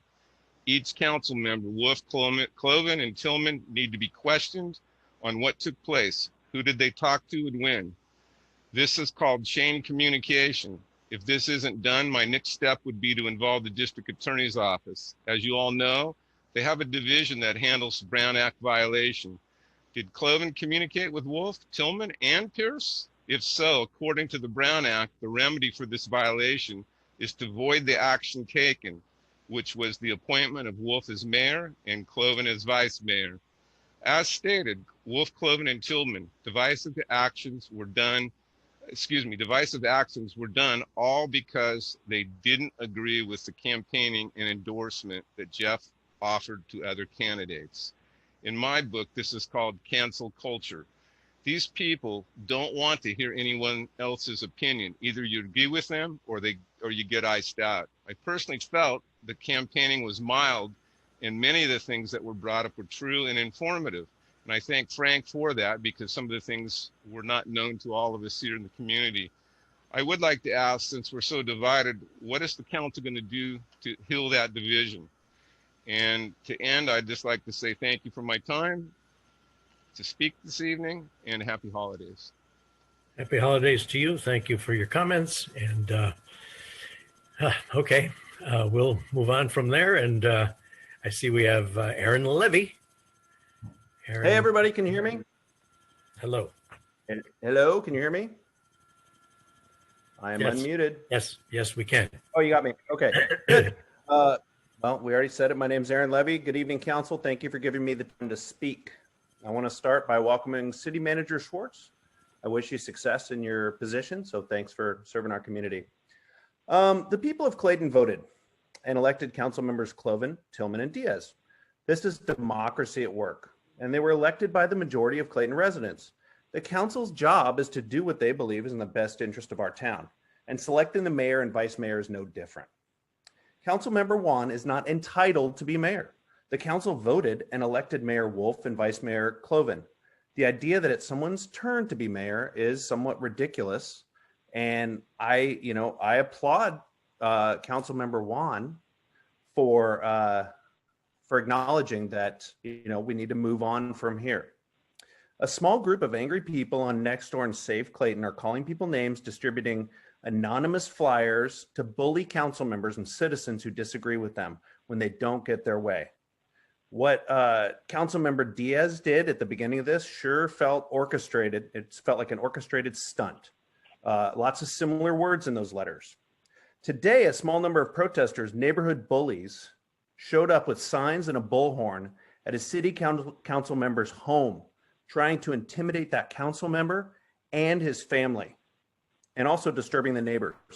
I don't think any of our city council members deserve to have their privacy invaded and their family intimidated ever, period. That goes for the ones that I disagree with too. If someone told me they were planning to protest at a city council person's home, I would strongly discourage it and condemn it. There's a place for discourse and a place for privacy in our town. It's the wrong direction from our town, and this needs to stop now. We should be working together and respecting each other. Mayor Wolf, Vice Mayor Cloven, and Councilmember Tillman will lead us in the right direction. I believe that. I hope that council members Juan and Diaz will get on board. Enough is enough. I'm asking all 5 of you city council members to condemn this type of behavior. With that being said, I'd like to thank all of you for stepping up to serve our community. I mean that sincerely. Thank you. Let's remember that we're all neighbors first. So let's treat each other with respect. And I want to do that as well. I wish you all a happy holiday and thanks for the time. Thank you. And let me just say, I would condemn that as well. If anybody told me that someone was going over to Jim's house or something, I would definitely condemn that. I would not allow that to happen, not on my behalf. I concur. I condemn it as well. I know I shouldn't be speaking now, but I can't stay quiet any longer. This should not be going on at any council member's house or any other residence. And I agree that it crosses a line and it needs to stop. And I'll give you back your time, Mr. Mayor. Thank you. And we have Scott Denslow is unmuted. Thank you, guys. First, welcome City Manager Schwartz. Wishing you the best in your new position. As many have talked about today, several residents of Clayton, let me reiterate, residents of Clayton, chose to spend most of their day protesting in front of Vice Mayor Cloven's home. They certainly have every right to do so. I'm a big supporter of theirs and everybody's First Amendment rights. That said, I have to really question their actions as they seem to be mirroring those of others around the country who refuse to accept the results of an election. The town of Clayton has spoken, and it's time for people to move on and to act decent. I would ask anybody listening right now to ask yourselves how you would feel if your wife came home from work to witness this on her front yard, or if your daughters wanted to go outside and had to encounter this type of behavior on their way out. Well, Peter's wife, Lisa, and his 2 daughters had to endure exactly this today. And I would again just ask yourselves how you would feel if your spouse and your children had to endure this type of behavior. I'm really trying to find how your behaviors are in alignment with courage and respect and integrity. In fact, they seem to run counter to those values. And one might suggest that these folks are indeed doing the wrong thing. I'm just glad that Peter has the courage to stand up to it and that his family wasn't affected by it, at least as far as I know. I certainly hope that they weren't affected by it. Now, regarding this revote nonsense, maybe as the face of Clayton, we expect our leaders to actually do the right thing. This is especially important when it comes to the mayor's position, as it's the mayor that oftentimes is the sole face representing our city. Accepting the results of that vote graciously is doing the right thing, and accepting the results of any vote is doing the right thing. Working together as a community is doing the right thing, and bringing the community together instead of pushing it apart is certainly doing the right thing. Nice to finally see Jeff begrudgingly come around tonight as well. And sad to hear Jim read the thoughts of 29 out of 11,000 Claytonians out of place earlier tonight. Those thoughts belong here in public comments, and Jim knows it. Nothing but a sad stunt, honestly. I'm not asking anyone to read my comments here, but Jim read the thoughts of 29 folks earlier. And in the meantime, yours and Jeff's people are out there on Vice Mayor Cloven's lawn intimidating his family while also distributing nasty posters around town disputing the legitimacy of the vote. This behavior is beneath our town. So Jeff and Jim, I hope to hear you denouncing the actions of these people, because if you do not, you are by definition complicit. I look forward to your thoughts, and I honestly look forward to the thoughts of all 5 city council members relating to both these nasty posters and these people on Vice Mayor Cloven's lawn. I also appreciate the couple of people who have already denounced these people. Thank you all for your time, and most importantly, happy holidays. Thank you, Scott. Happy holidays to you. Excuse me. And AJ Chipro is on and waiting for him to be unmuted. Okay, can you hear me? We can. Hello, council members, and welcome, Rena. You picked a great night to get broken into our city. And council member Juan, yes, I agree. It is time to move on with the decisions made. Thank you for saying that. This message is directed more at the group of citizens spreading misinformation about town than it is to the city council. I planned on having a free Tuesday night and watch a Christmas movie with my children. However, with Bill Walcott, Gary Hood, Paul Jordan, and Dan Hummer's little stunt today protesting in front of Peter Cloven's house, I decided to speak up. It's funny to hear this group talking about being divisive when they are dividing the community with misinformation. You guys should be ashamed of yourselves. Much like our current president, you're acting like spoiled toddlers that can't get your way. Case in point, this weekend, yet another cowardly flyer chock full of misinformation titled The Great Power Grab was delivered to people's doorsteps. It would be nice if Mr. Walcott would put his name on it, since it's his words from social media. So let's talk about that great power grab. I have an interesting perspective that most citizens don't have. On March 12, 2019, Frank Davidia attended his first Planning Commission meeting as a commissioner. The Planning Commission met 2 more times after that before we selected a new chair and vice chair on August 27, 2019. One of my fellow commissioners made a motion to nominate me for vice chair. And despite my being on the Planning Commission for almost 2 years longer than Commissioner Davidia, he wanted to nominate himself for vice chair. When it came time to vote, Commissioner Davidia abstained from voting for me. I did not hold this against Frank, and I voted against not making him vice chair this year. I would have supported him in that role. Where am I going with this? This is much the same scenario as what we just witnessed with the city council and the supposed power grab. Only in this case, Frank did not have enough votes to bypass me for vice chair. One thing Frank did do was show his hands and how he would act given the same circumstances as the current city council. So let's cut the charades, because it's painfully obvious that if Frank had been elected, we would be witnessing the same exact power grab, only finding Jeff as mayor and Frank as vice mayor. There is nothing in the city's bylaws that states the vice mayor automatically becomes mayor. And had Frank won in the scenario I just laid out happen, I would have accepted a Mayor Juan and a Vice Mayor Gavidia. Elections have consequences, especially ones that are divisive and full of misinformation. This was not directed at Commissioner Gavidia. Instead, the group of protesters and spreaders of misinformation. And one last thing, if the city follows up on Gary Hood's request, then I would like to request that they also investigate the phone calls and communications made by Councilmember Diaz before the vote. Thank you for your time. Have a good night. Thank you, AJ, and enjoy the movie. Is that it? I think that's all we have. That's all. Okay, so we are going to close the public comment. Moving on, item 7. Mayor, Yes, sorry. Mayor Wolf, we have one more hand that just was raised by Terry Denslow. Oh, Okay, so we'll back it up, and we'll let Terry in for one last public comment. You are unmuted, Terry. Thank you. Can you hear me? Yes. Thank you. Okay. So being a council member or a planning commissioner, a lot of folks don't realize this is largely a volunteer role that folks take on outside of their normal day job because they care about the city where they live and they want to give back to the community. Personally, I don't believe that any of the five of you chose to give up so much personal time away from your family because you are looking for power or a power grab. I did want to share that I was out there in the campaign trail supporting Peter, Holly, and Tuia, and there were two themes that that we heard over and over. The first one was community members citing incorrect facts and misinformation that had been disseminated through social media about the Olivia project. I heard this loudly and I heard this often. I also heard loudly and more often frustration from Clayton residents, and I continue to hear this from folks that'll reach out to me and have conversations on this topic, but frustration from residents that the dissemination of misinformation from both folks running from the city council and existing council members, and frustration about the continual character attacks against our neighbors, because that's what we are, right? There's council members, there's planning commissioners, but at the end of the day, we're all just neighbors to each other, right? And we all care about our community.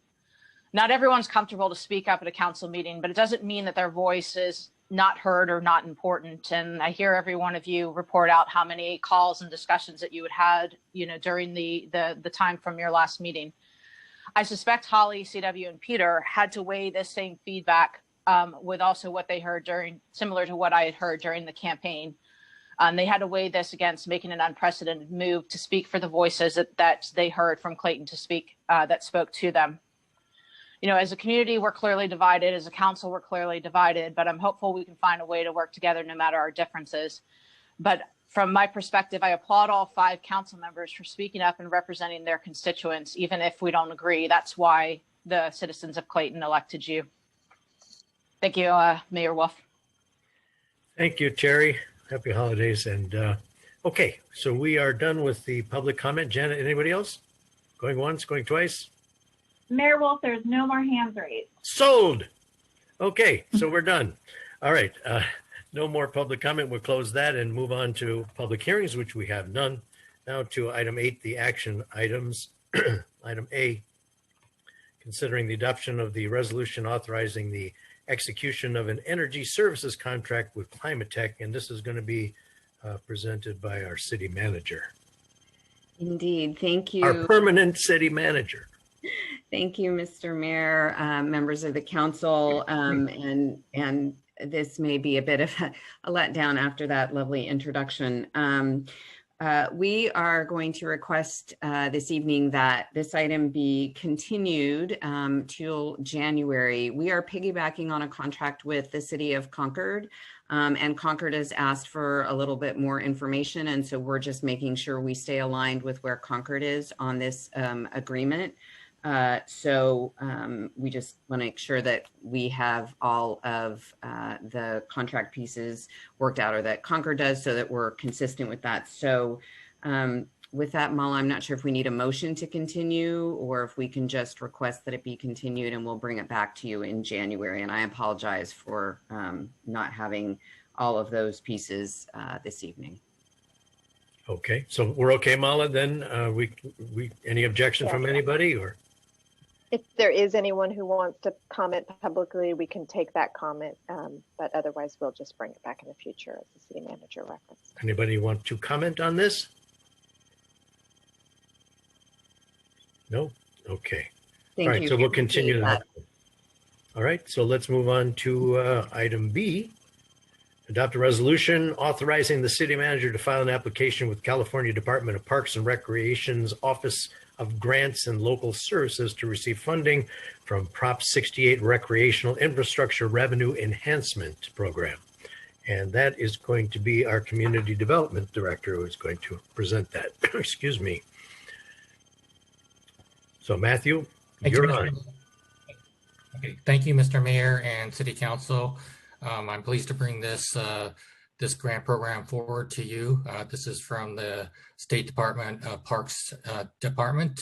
We were allocated $250,000. This is a non-competitive grant. It's a pure allocation. We were one of the cities selected out of many cities that applied. And not all the cities or counties were awarded this grant. Fortunately, Clayton was. We were awarded the minimum amount because of our population size. There is no matching funds required for this grant. This is very similar to the per capita Prop 68 grant that the council had heard previously. But the difference is the dollar amount. Instead of 178,000, this is 250,000. Instead of requiring the 20% matching, there is no matching. However, the projects would be very similar. They would have to be considered new construction and or purchase of some sort. With this resolution, this is the standard resolution as provided by the guidelines in the grant program. And the only difference is that we changed it from city name to City of Clayton so that we could actually submit this with our application. Should the council adopt, thank you. Should the council adopt this resolution tonight, this would be included in the staff report with the suggested projects that we would apply for at a future date. The deadlines are very similar to the per capita grant, so you would see it in short order within the next month or two at the latest. With that, I'd be happy to answer any questions you have, and congratulations to the City of Clayton. Yes. So do we have any comments or questions for Matthew or staff? Excuse me. Public comment? Mayor Wolf, I don't see any public comment on this item. Okay, we'll close that and bring it back to the council. Any other comments, questions on this? Not at all? Okay, so we need a I move approval.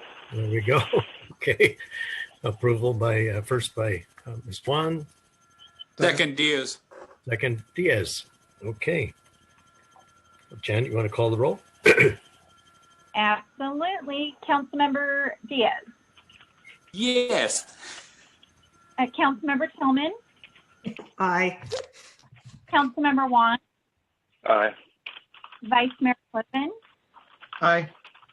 Mayor Wolf. Yes. Thank you. Okay, good. And now we're moving on to item C, which is back to our Community Development Director to discuss and provide direction to staff on projects application for a per capita grant, Prop 68. Yes, thank you, Mr. Mayor and City Council. Staff is preparing to submit the application for the per capita grant. As we recall, the council approved the resolution to move forward on this grant. This is the approximately $178,000 grant, on top of which the city is required to do a 20% matching fund. However, the matching funds can be used or can be called upon per staff costs. So to prepare the application, to prepare the project, and to manage the project, staff time would be, the cost of staff would be accounted for in the 20% matching. So there would be no additional funds required for the processing of this. The projects were suggested at the time of the resolution, and direction was given to bring back the appropriate projects to apply for. There are two projects that we would consider appropriate. We did keep in mind that any additional funds above the 178,000 plus the 20% matching will have to come from the city funds of some sort, either the rainy day fund, general fund reserves, or some other funding source. So we did keep that in mind with that direction. The most appropriate project that we are suggesting is the replacement of the playground equipment at Clayton Park. This is overdue for to be replaced. This would be the opportunity for the city to replace this equipment and utilize these funds to the maximum. 100% of the funds, 100% of the 20% matching, and no additional funds. We did bring forward another project for consideration. It includes the playground equipment, but it also includes the soft surface beneath the playground equipment. Should the council want to pursue that project, it's estimated at an additional $50,000 that would have to be found either through the rainy day funds or general fund reserves or some other funding mechanism. And we would bring forward a recommendation at the next council meeting for that. With that, just to keep in mind, there are some key dates. The reason why this is being brought to you December of 2020, the deadline for submittal of applications is December of 2021. That sounds very far away, but it's not. Speaking with our state representative of the grant program, they encouraged every city, every county to submit their applications early. They are under COVID restrictions. They are working remotely. They are processing hundreds to thousands of applications that they anticipate a very long review process, and there may be corrections needed to the application. So they are encouraging everyone to apply as early as possible. They said if you can apply in 2020, that would be best, because then there's that room for any corrections on the application. The other thing to keep in mind is once the application is reviewed by the state, they will award the project to the city, and then the city will accept the project, and then construction can start. The delivery date of complete construction is end of December of 2023. Once again, that sounds very far off, but it's not. Once you account for any delays in ordering and delivering of the equipment and the actual construction, unpredictable situations that may delay the construction, things like with the weather, wildfires, or even COVID-19, December of 2023 rolls around very, very quickly. It was not advised to try to complete the project by December 31st of 2023 and then submit your final report for final reimbursement. That would simply delay your final reimbursement payment to sometime in the latter half of 2024. So in order not to have that and minimize the amount of lag time between the money spent by the city and the reimbursement, it is recommended that we get our application in as soon as possible, get our project reviewed and awarded, accept the project, and start construction as soon as possible and complete it as soon as possible, well before the December 2023 deadline. With that, I'd be happy to answer any questions that you may have. Well, you started to sound like me today. Yes. That raspy thing going. Excuse me. Okay, so we want to open this up to questions here for Matthew. I have one. Yes. Can you tell? I'm sorry. Yes, Councilmember Tillman. Yes. Thank you. Can you please tell me a little bit more about the resilient surface that possibly needs to be replaced? What condition is it in currently? I haven't had a chance to go up to the park to take a look.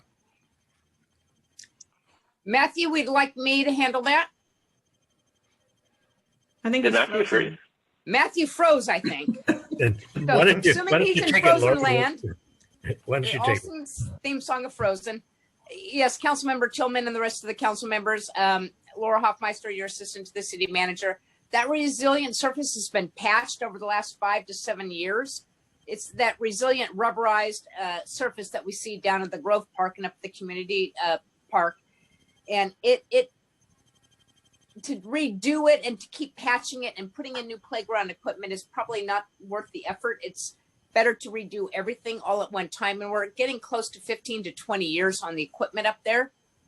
And so this is a perfect opportunity to use a grant to replace existing equipment that doesn't require more upkeep and maintenance on the city could actually reduce some of that, because we're patching and repairing a lot of stuff up there on an ongoing basis. I don't have those numbers for you right now, but I know that we do a lot of Band-Aids all over, and you've probably seen them if you've been up there. You see these little patches that we try to put in place, and to get a real new background surface and new equipment in there that's not hodgepodge and replacement pieces that we're ordering, we'll bring that Clayton Community Park back up to the standard that it was. We've only redone it one time since it was established. So it was established 10 years later to 15 years later, we redid the equipment and we added in the other smaller tot lot.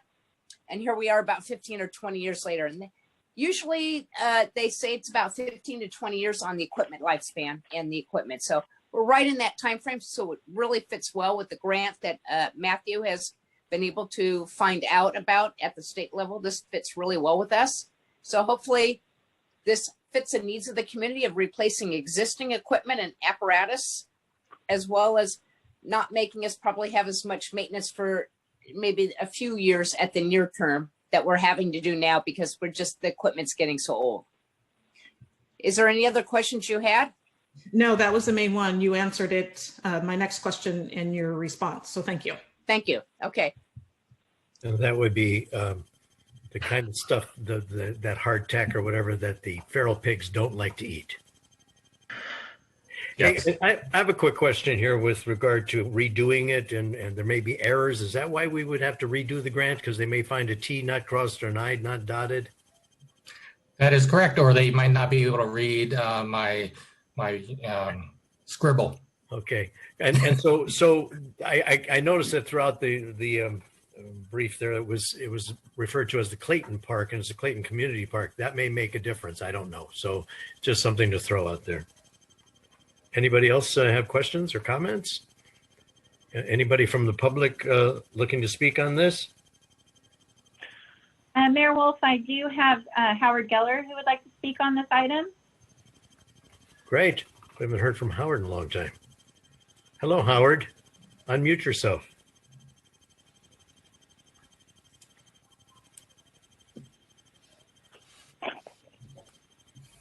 We'll wait for Howard to unmute. There we go. There he is. Unmuted. Where you're in. I just want to say welcome to all the new council members and the old council members. And Jeff, I want to thank you for stepping aside and trying to create some unity with your decision. In reference to this item, maybe going back to the $250,000, a grant that might be for new construction or a purchase of land. I was hoping that you guys would consider building a raised stage area in the Clayton Community Park. The area would be close, leave the gazebo. I know that's sacrilegious to even think of moving it, but closer to the flagpole in that back area over there where this little indentation where we could build a stage and a shade area for the bands. The feedback I get from the bands is they just get sun in their face from the time they get there to start practicing until, the end of the concert. And it's really hot, and that sun really bakes on their instruments and their faces, and they're just hell. And they're always asking if there is a possibility of putting shade. So Julie and I have talked about this in the past. We don't always agree on this. Jim's talked about it. We're all involved in the concerts and the production of it. I think it would be a real plus to have a raised stage with a sun area, that comes up enough to block the sun so that everyone would be able to see the bands, and the bands would not be in the sun. And Howard, you mentioned the Clayton Community Park. You're talking about the Grove. The Grove Park. I'm sorry, the Grove Park. Yeah. Okay. Correct. Exactly. Thank you. Correct park. The Grove Park. Any other comments? That's it. Yes, Jeff? So just to clarify on process, on this item, is staff looking for specific direction prior to us submitting an application? The application has to have a description of the project that we are applying for. Am I understanding that correctly? That is correct, councilperson. Okay. And then there were two options indicated, and Howard indicated a third. Were there other options considered that were not yet presented? There were other projects that were considered. One was to remove kind of a muddy, grassy area in the Grove and replace it with pavers. When we talked to our representative from the state, that was really hard to make a case for new construction. They considered that more of a maintenance. Yeah, that's maintenance, right? Yeah. And then another one that we considered was, I can't remember the name of the park. I apologize, but putting in some stairs. It would have to be engineered. Once again, when we talked to our state rep, they said we probably could make it fit. However, the dollar amount would not be sufficient. We would have to, if we wanted to maximize our grant, we would have to find, another project, and that would be about, $50,000 or somewhere around there. So you're talking another $120,000 that you would have to use for another project, and we just couldn't come up with two projects that would equal the $177,000. We did look at possibly artificial turf. That's way too expensive. That's far exceeds the grant amount.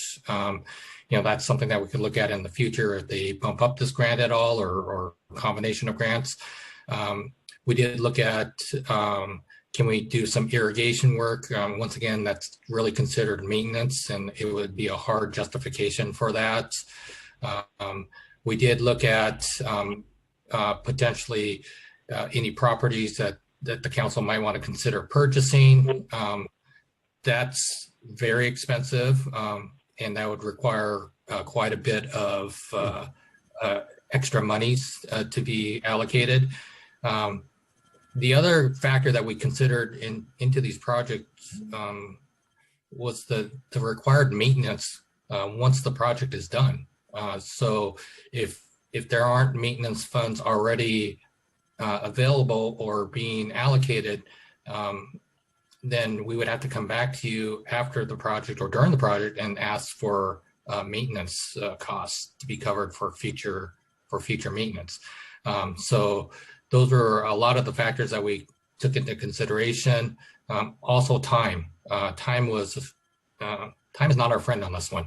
So we wanted to get this going as quickly as possible, especially hearing the urgency from the grant programmers themselves from the state, who have to review all this.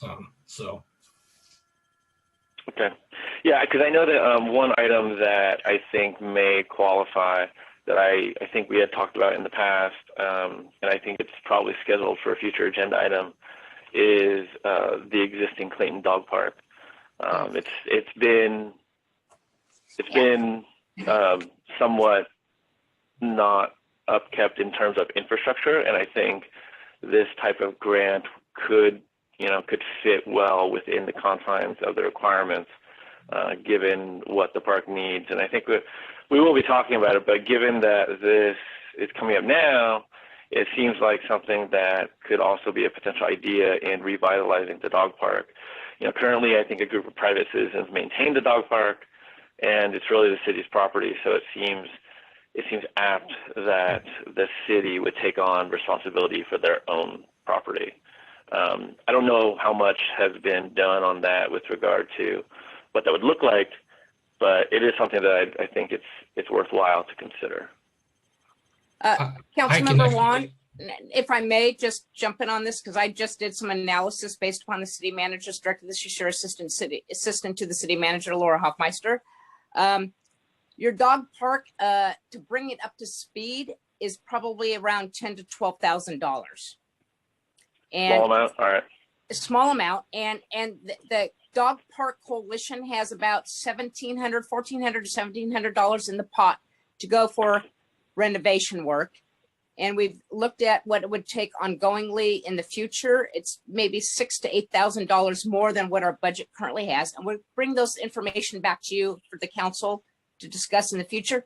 But this is not even a drop in the eye bucket. We can work on this outside of this grant. And I think where the community development director is going is probably the best option for the city, because the Grove Park has its own sinking fund, its own capital replacement fund for things that former council member Howard Geller, community resident and volunteer producer for the concerts, is talking about a stage. We have funds already set aside in the Grove Park for a lot of capital replacement and improvement areas. That community park is general fund money. We don't have any other source. We have no money to replace the tot lot equipment up there. So what's been identified by staff and he's recommending is the best use of those funds for the community, because we have no other sources to go to. So that's why that was being recommended forward. Just to give you context, we have some other pots to go through, some other things, but not that one. Sounds good. Thank you. You're welcome. Do we have any other comments or questions? So what do we need to do to give you clear direction here? What do you need? I would move that you go forward with the first option that's presented to renovate the community park as described within the agenda. Second, Diaz. So, all right. Yes, Mr. Mayor. Before we take the roll, yes. Can we revise that motion to not renovation to new construction? New construction and infrastructure as applicable to the grant being discussed. Okay, do we need to re-second that, Jim, or no? Yeah, I'll amend the second. Thank you. So we have a first one and a second by Diaz, and Janet can call the roll. Excuse me. Councilmember Diaz, Yes. Councilmember Tillman, Yes. Councilmember Juan, Aye. Vice Mayor Cloven, Yes. and Mayor Pierce. I'm sorry, Mayor Wolf. Yes, Sorry. yes, Mayor Pierce said yes. Yes, absolutely. Thank you. Be careful, she's watching. It's only She's 30 years. online. It's only a 30-year habit. It's okay, Janet. It's all right. Sorry. It's okay. All right, good. All right, now we're moving on to D, action item D, select proposal from the responses from the request for proposal of community engagement for downtown property. And that's authorization of the rainy day funds, amount of $50,000, award contract to MIG, and authorize the city manager or designee to prepare a professional service agreement for the city-owned property at Clayton Road, Oak Street, and Main Street Vision Input. Okay, so that is going to be also Matthew. Thank you, Mr. Mayor and City Council. This item is brought forward to you in response from our last council meeting and direction to move forward with a RFP to solicit proposals from consulting firms for the community engagement, which includes charrette sessions. We did receive proposals. The proposal before you is from a consulting firm called MIG. They had the best qualifications, and that is the firm that we are recommending to move forward on. Staff would like to make a edit to the recommendation, item number 1, where it says authorize the allocation of $50,000 from rainy day funds. We'd like to include the language of authorize the allocation of $50,000 from the rainy day funds or the downtown economic development CIP funds or general funds reserves. So it's at your pleasure how you would like the funds allocated. The other two recommendations to select MIG and then to authorize the city manager to prepare the professional service agreement as is. With that, I'd be happy to answer any questions that you may have. Okay, anybody, council, have any questions? I'm personally in favor of changing that language. You know that Raina and I had a conversation about the Economic Development Fund. Anybody have questions or comments? Yes, Councilmember Juan. I read through the agenda packet and I didn't notice what other firms submitted responses to the RFP.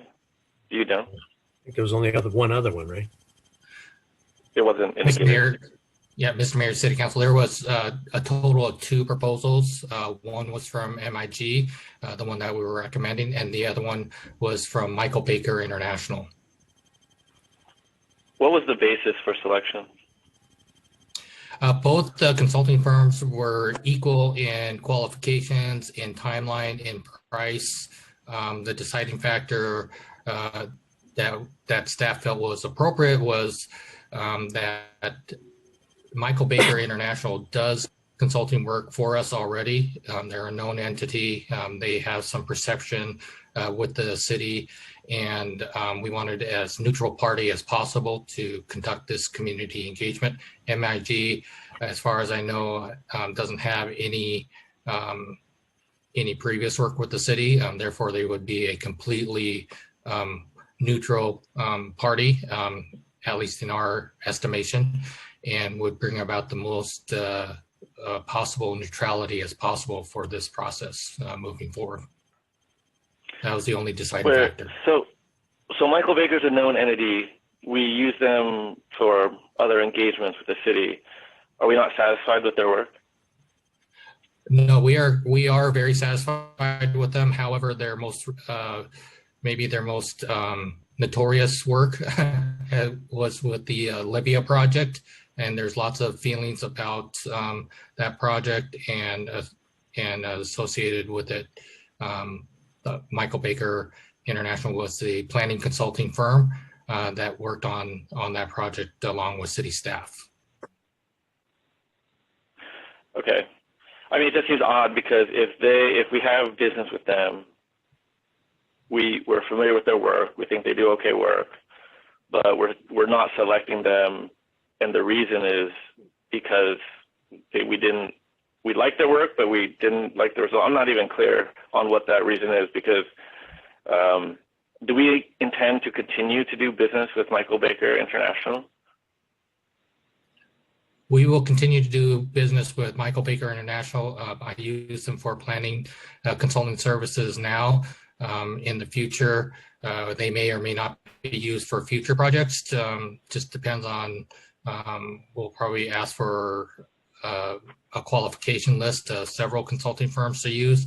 But currently they are active and they are being used by planning department for some of the planning applications.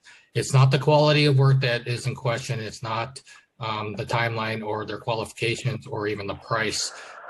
It simply comes down to a perception of neutrality. Okay. Yeah, it just seems like an odd criteria to disqualify a respondent to an RFP because we currently do business with them, but we're not dissatisfied. We just don't want the association.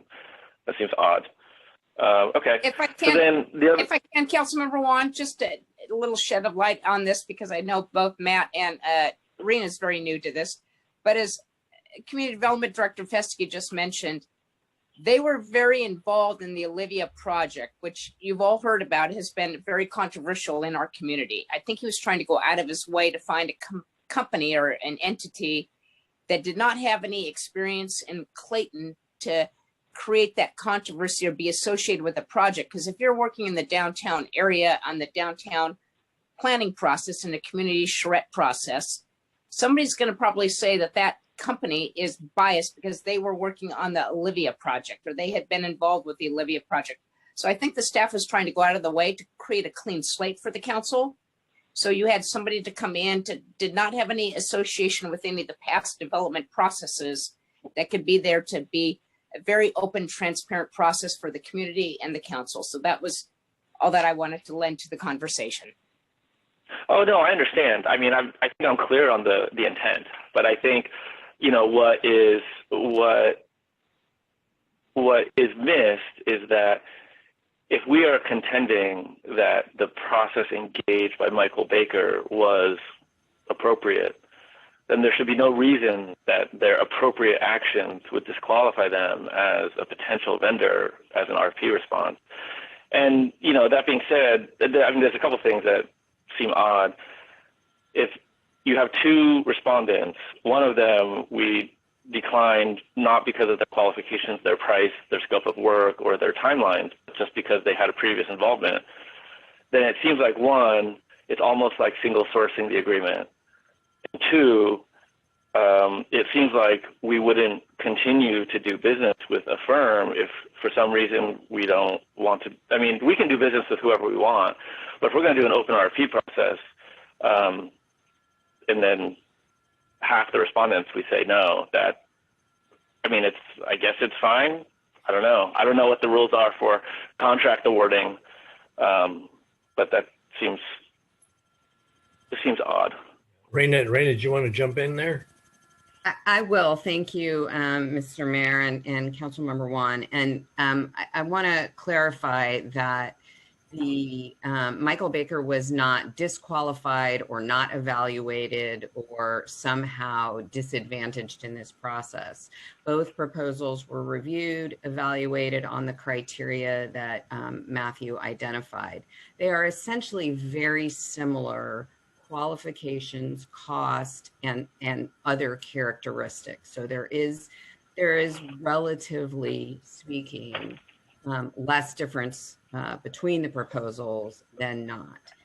Given that, and so not having any other mechanism by which to say, oh, it's clearly this firm over that firm, having a firm, although we will continue to include Michael Baker in solicitations, et cetera, for this particular project, the staff recommendation is you've got essentially two things that are nearly equivalent.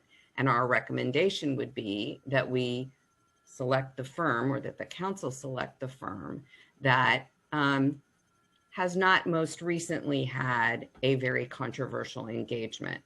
But the proposals are very similar. Both firms could clearly do the work, but this allows the consulting firm that would be awarded the project to essentially start without that perhaps immediate association. But they were not disqualified. They were not evaluated. Both proposals were evaluated across those criteria. Okay, thank you. And you had mentioned about the funding source, presenting three options: rainy day, general fund, and the CIP fund. Raina and I spoke earlier today about the balance of the CIP fund at $1.3 million. Is there an existing budget for spending of the CIP fund this year or next year? Or I wasn't clear on what the budget was. And if there was not, well, I guess both ways, what's the intended purpose of that $1.3 million? Is it just essentially undesignated, but within a pot for the park CIP? Or sorry, not the downtown. Not the park CIP, the downtown CIP. Sorry, that's what I meant.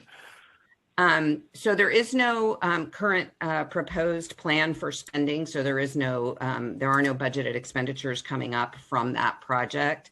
As I'm getting started, and this question was raised to me, and I've looked at that CIP.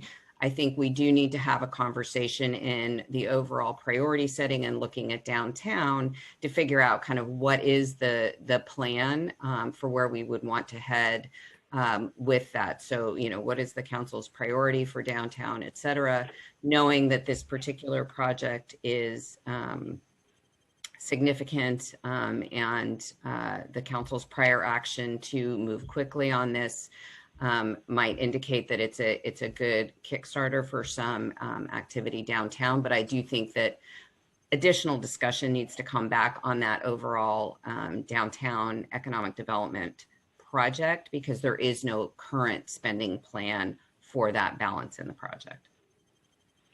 So then I guess it raises the question, what was the source of the 1.3 sitting in CIP there? If there's no current plan to spend it, where did it come from? It has been sitting, as I understand it, in that project for quite some time. I can bring back whatever additional information about the original source of the funds and sort of the history of that project. I can't give you a whole lot of it today. Yeah. No, and that's fine. It's your first week. I don't expect you to know all the history. I don't know. I'm curious because typically you don't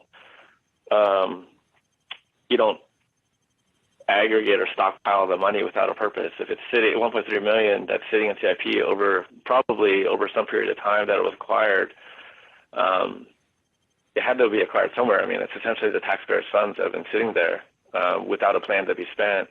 That also seems odd. I don't know. Maybe there was a plan at some point, but it didn't come to fruition. I agree there should be a plan, which is why that's a piece that I definitely think we need to bring back as we start to talk about council priorities and about the CIP budget for next year and kind of what that's going to look like, because there should be a plan to move forward with that, because that could be a very significant investment. May I ask just a silly question, but was this not included in the budget that was approved previously? It was.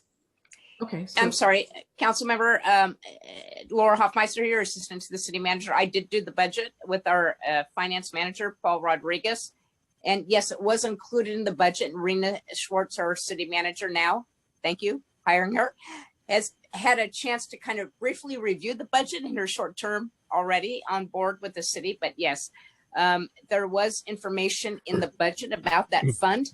There was also information about the rainy day fund that we created and that it was limited. We moved money there. And if there's other options to use funds from another source, because our commitment at that time when we came to the council, there was about 3 things we asked for. I know Councilmember Juan added in, I think the 3rd thing, which was the 3rd crossing guard up on Pine Hollow Road, or not Pine Hollow, but up on that way to cover that from the city cost. And we included those costs in it. But outside of that, there's been no additional authorization by the city council to spend from the rainy day fund, except for where we come back to a little bit at a time. And there's been some of that for the street signage programs, for the programs on Clayton Road, signage, the Regency Drive signage things. And we haven't added all those up yet because we don't still have all the invoices because people are working remotely and they're just lagging. So I can't tell you, but there is some funds either from the rainy day fund for this project, which is I think about approximately $50,000 in round numbers, either from the rainy day fund, or you can use it from the Downtown Economic Development Fund. And the purpose of that was to try to figure out what we wanted to do with downtown in terms of encouraging and revitalizing downtown and what economic development opportunities there were. So it's very broad. So Councilmember Juan is correct. There's some sources. We have some options as to where to take those funds from to pay for MIG's consulting services. What fund number is that? Which one, Jeff? Councilmember Juan? The downtown. It's not a. It's a. Not a. Fund. Oh, I'm sorry. So 10400. I don't know how if you use thousands or how you refer to those, but those are the actual numbers. 10400. Okay, yes. Got it. Yeah, one was economic development and one which is in the CIP. The other one was an opportunity through the rainy day fund that we had to set aside for the council to utilize for certain things. And we had pretty much established that we would come back at mid-year for those things. But I know some things have come up between the time we adopted the budget and now that you've kind of already agreed to with council, with staff coming to the council about, certain traffic improvement signage and certain no parking signage information and curbing stuff. So that's all coming out of the rainy day fund for right now. So when we come back to you at mid-year budget, we'll be able to give you a better accounting for all of that. But you have options. That's a good thing. Matthew. I just wanted to ask Councilperson Tillman, was your question, where did the $50,000 come from, or was it? I wasn't understanding the references to not having a plan for spending the 1.3 million. Correct. And I didn't understand why there was confusion. So I was confused. That's all. Thank you. Okay. Okay. Any other questions or comments? And do we have anything from the public? We already asked that. I don't think there's any hands up. Mayor Wolf, there's no hands up for this item. Okay, then in that case, what do we need to do here? We're selecting a proposal, responses, requests, proposals. So how do we make this motion? To authorize the allocation of the funds from whichever fund you want to pull from, and then award the contract to MIG, or if you don't feel MIG is the consulting firm that you want to award it to, then Michael Baker International is the other option. And then authorize the city manager to prepare the professional service agreement to bring forward. So basically, we're doing three separate motions. No, we can do it all in one. I believe you can do it all in one. Okay, good. So does I somebody believe want to there's a resolution attached to the packet that does it all, if I'm not mistaken. Yes, and we would just amend it if there is any change relative to the funding source or the vendor for that matter, but there is a resolution in your packet, so. And that resolution, of course, has to be changed with this rainy day fund and the economic development fund and all that. Depending on the motion, yes. The language has to be. Okay, does anybody have a motion to approve this as written or with the changes that we talked about? So moved. Who was that? Was that yes? The current motion, the current motion specifies it comes from one of those three sources, as you mentioned earlier, right? The motion No, would be the current motion on the table talks about rainy day fund. I would move that we use the CIP funds and amend that, because I think that's an existing funding source that is designated for that purpose. But this is also part of the economic development fund then, isn't it? I mean. No, that's what I'm talking about. The use fund 10400. 104. Oh yeah, 10400. Okay. That's on page 136 of the budget, right? 136. Correct. Yes, sir. I think it's on 136. Okay. So moved that we adopt the resolution with funds coming from the downtown economic development project to take on MIB is the MIG as the vendor. Do we have a second on that? Second it, but we're going to leave out part 3, which is authorize the city manager or her designated. No. Included. Pardon me? That's included, right? Yes, I didn't hear it in the motion. It's all in one. Yeah. All right, then I second it all. Okay. So we have a motion by Cloven and a second by Tillman. Okay. Janet, you can call the roll finally. Councilmember. Yes. Councilmember Tillman. Aye. Councilmember Juan. Aye. Vice Mayor Cloven Yes. and Mayor Wolf. Okay. Thank you. All right. So we're done with that one. Moving on to E, which is the determination of the council committee assignments. I put out this to everyone. I got affirmative responses from everybody except from Jeff. So how do we handle this? Jeff, are you okay with what we've put out here, or do you have changes you want? Well, I would just say that, in the past there's a couple things I noted. I think historically the vice mayor takes the library foundation, and I think you've changed that. And I wasn't sure what was going on with that. There was a reason. I'm trying to give everybody just about an equal amount of work here. And the vice mayor already has more, I think, than all of us by 1 or 2 now because of the jihad. And so okay, so we're going to abandon that practice, which is fine. I mean, it doesn't. Yeah, I mean, I was on it and I wasn't vice mayor. That's true. So then the other thing was typically these committee memberships are represented by the council. I think starting 2 years ago, Mr. Hayden was selected to represent for CCTA. And I think, I would suggest that we update that to favor those members of the council who may wish to participate. And then only in the case where there's no desire to participate by any member of the council, that we go to the public to serve those positions. Right. So, I understand where you're coming from on that. I'm loath to do that at this point because Keith Hayden is the chair of that committee from now until the fiscal year is over, I believe in late September or something. So I would like to keep him as the chair of that committee. well, that's your prerogative. And as far as your committee assignments, are you okay with those? Yeah, that's fine.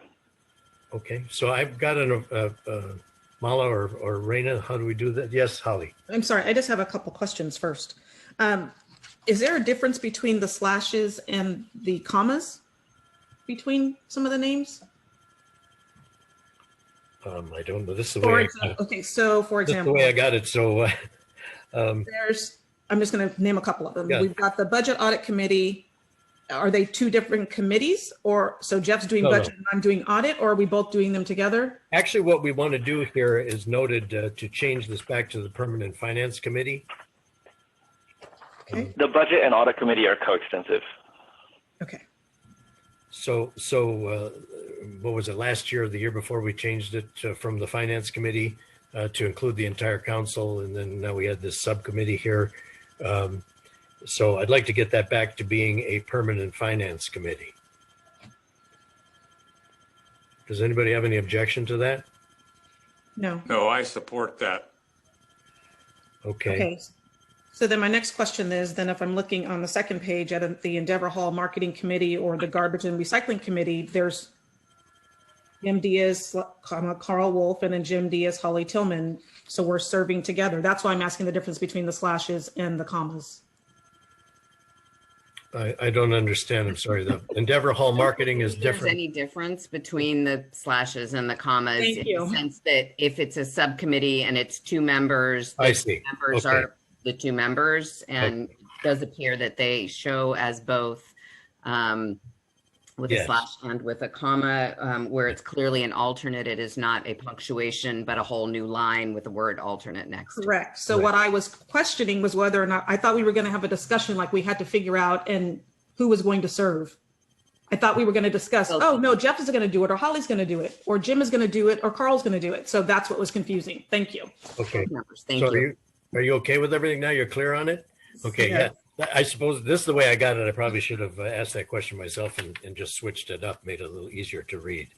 Okay, so now since we have, everybody's fine with this, do we need to just vote on this, or what do we need to do to solidify this?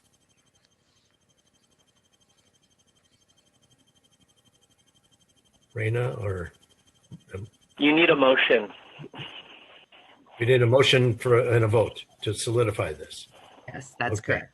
So does somebody have a motion? I'll make a motion. I make a motion to approve the city council assignments, standing ad hoc committee liaisons for City of Clayton for 2021, as stated on the sheet. Okay, motion by Tillman, second by?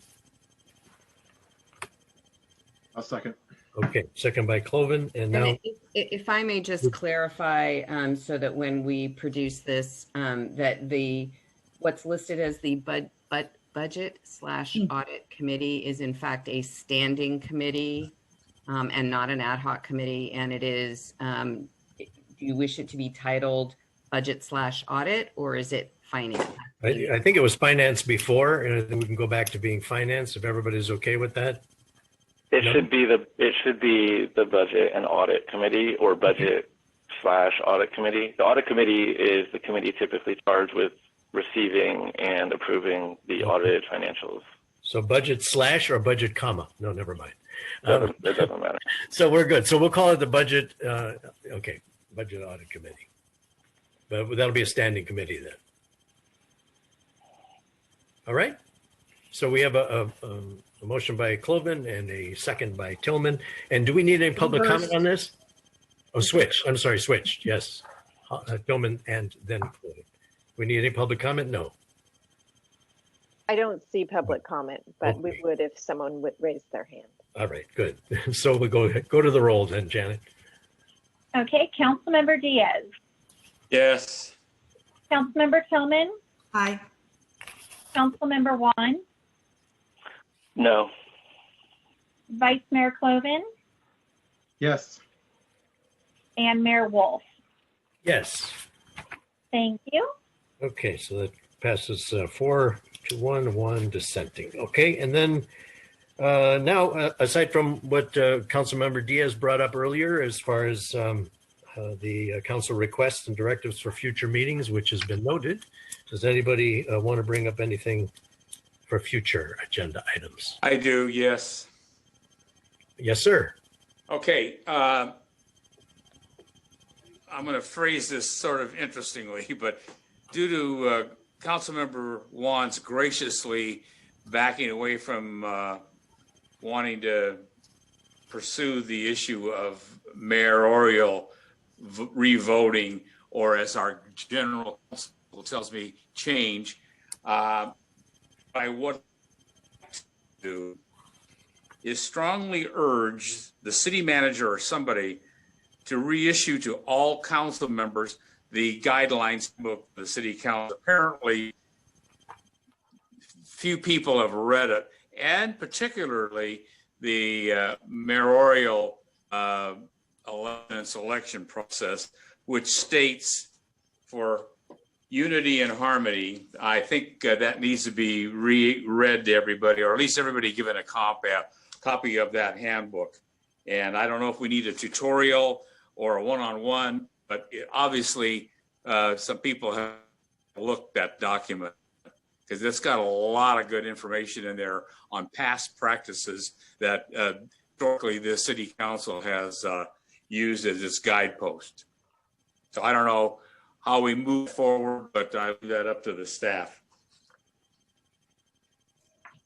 I don't think, does that need to come up at a future meeting, or can you just issue that out? I'm open to that. I don't know. I can resend the current council handbook. That's something that we would do as part of the. But I need it. Members. Is that the same 11-page document that we received from Fran already? The 2007 council handbook? Yes. I don't know that I have a whole handbook. I just had some policies or procedures that were suggestions. Is that not what we're talking about? I'll reissue it to the whole group so you all have the same document at the same time in terms of what we're referring to as the sort of council handbook. It doesn't have a cover on it that says council handbook. I don't remember what the title is on it. Council Guidelines and Procedures, City of Clayton, and revised most recently in 2007. So that is the document, and we can certainly resend that to everyone as part of kicking off the new council term. Thank you. Anything else? Yes, Councilor. So I would like to discuss at a future time changing the order that the agenda occurs in, such that public comment occurs first prior to the consent calendar. I think in order to make discussion by the public more accessible, currently public comment comes after the consent calendar and after council reports and recognition. So a lot of times those activities could take an hour or more, and they take whatever duration they take. So folks who may want to comment or participate are forced to wait for however long they need to wait. I suggested this to Peter when he was chair of the Planning Commission as well. When people have an interest, I think it's best to have them be able to speak first. That way they can, it makes it much easier for people to participate rather than having to wait to be invited at some future time during the meeting. That was one. The other was I'd like to discuss changing our municipal code to require that for any residential development of 10 units or greater, to require architectural drawings and renderings from multiple angles, street level and aerial, from various distances, and to ensure that those are done in context of surrounding areas. So we can establish what the criteria would be. It would be objective criteria from a certain distance, from a certain height, from a certain viewing angle, such that the public could be informed of what is actually being presented. Is that all? That's it. That's it. Okay. Everybody got that noted? All right, good. Anything else from anybody? Merry Christmas, Happy Hanukkah, great Your holidays. Kwanzaa, and all your holidays. We have no closed session, and happy holidays, everybody. And we are adjourned now until January 5th. Happy New Year.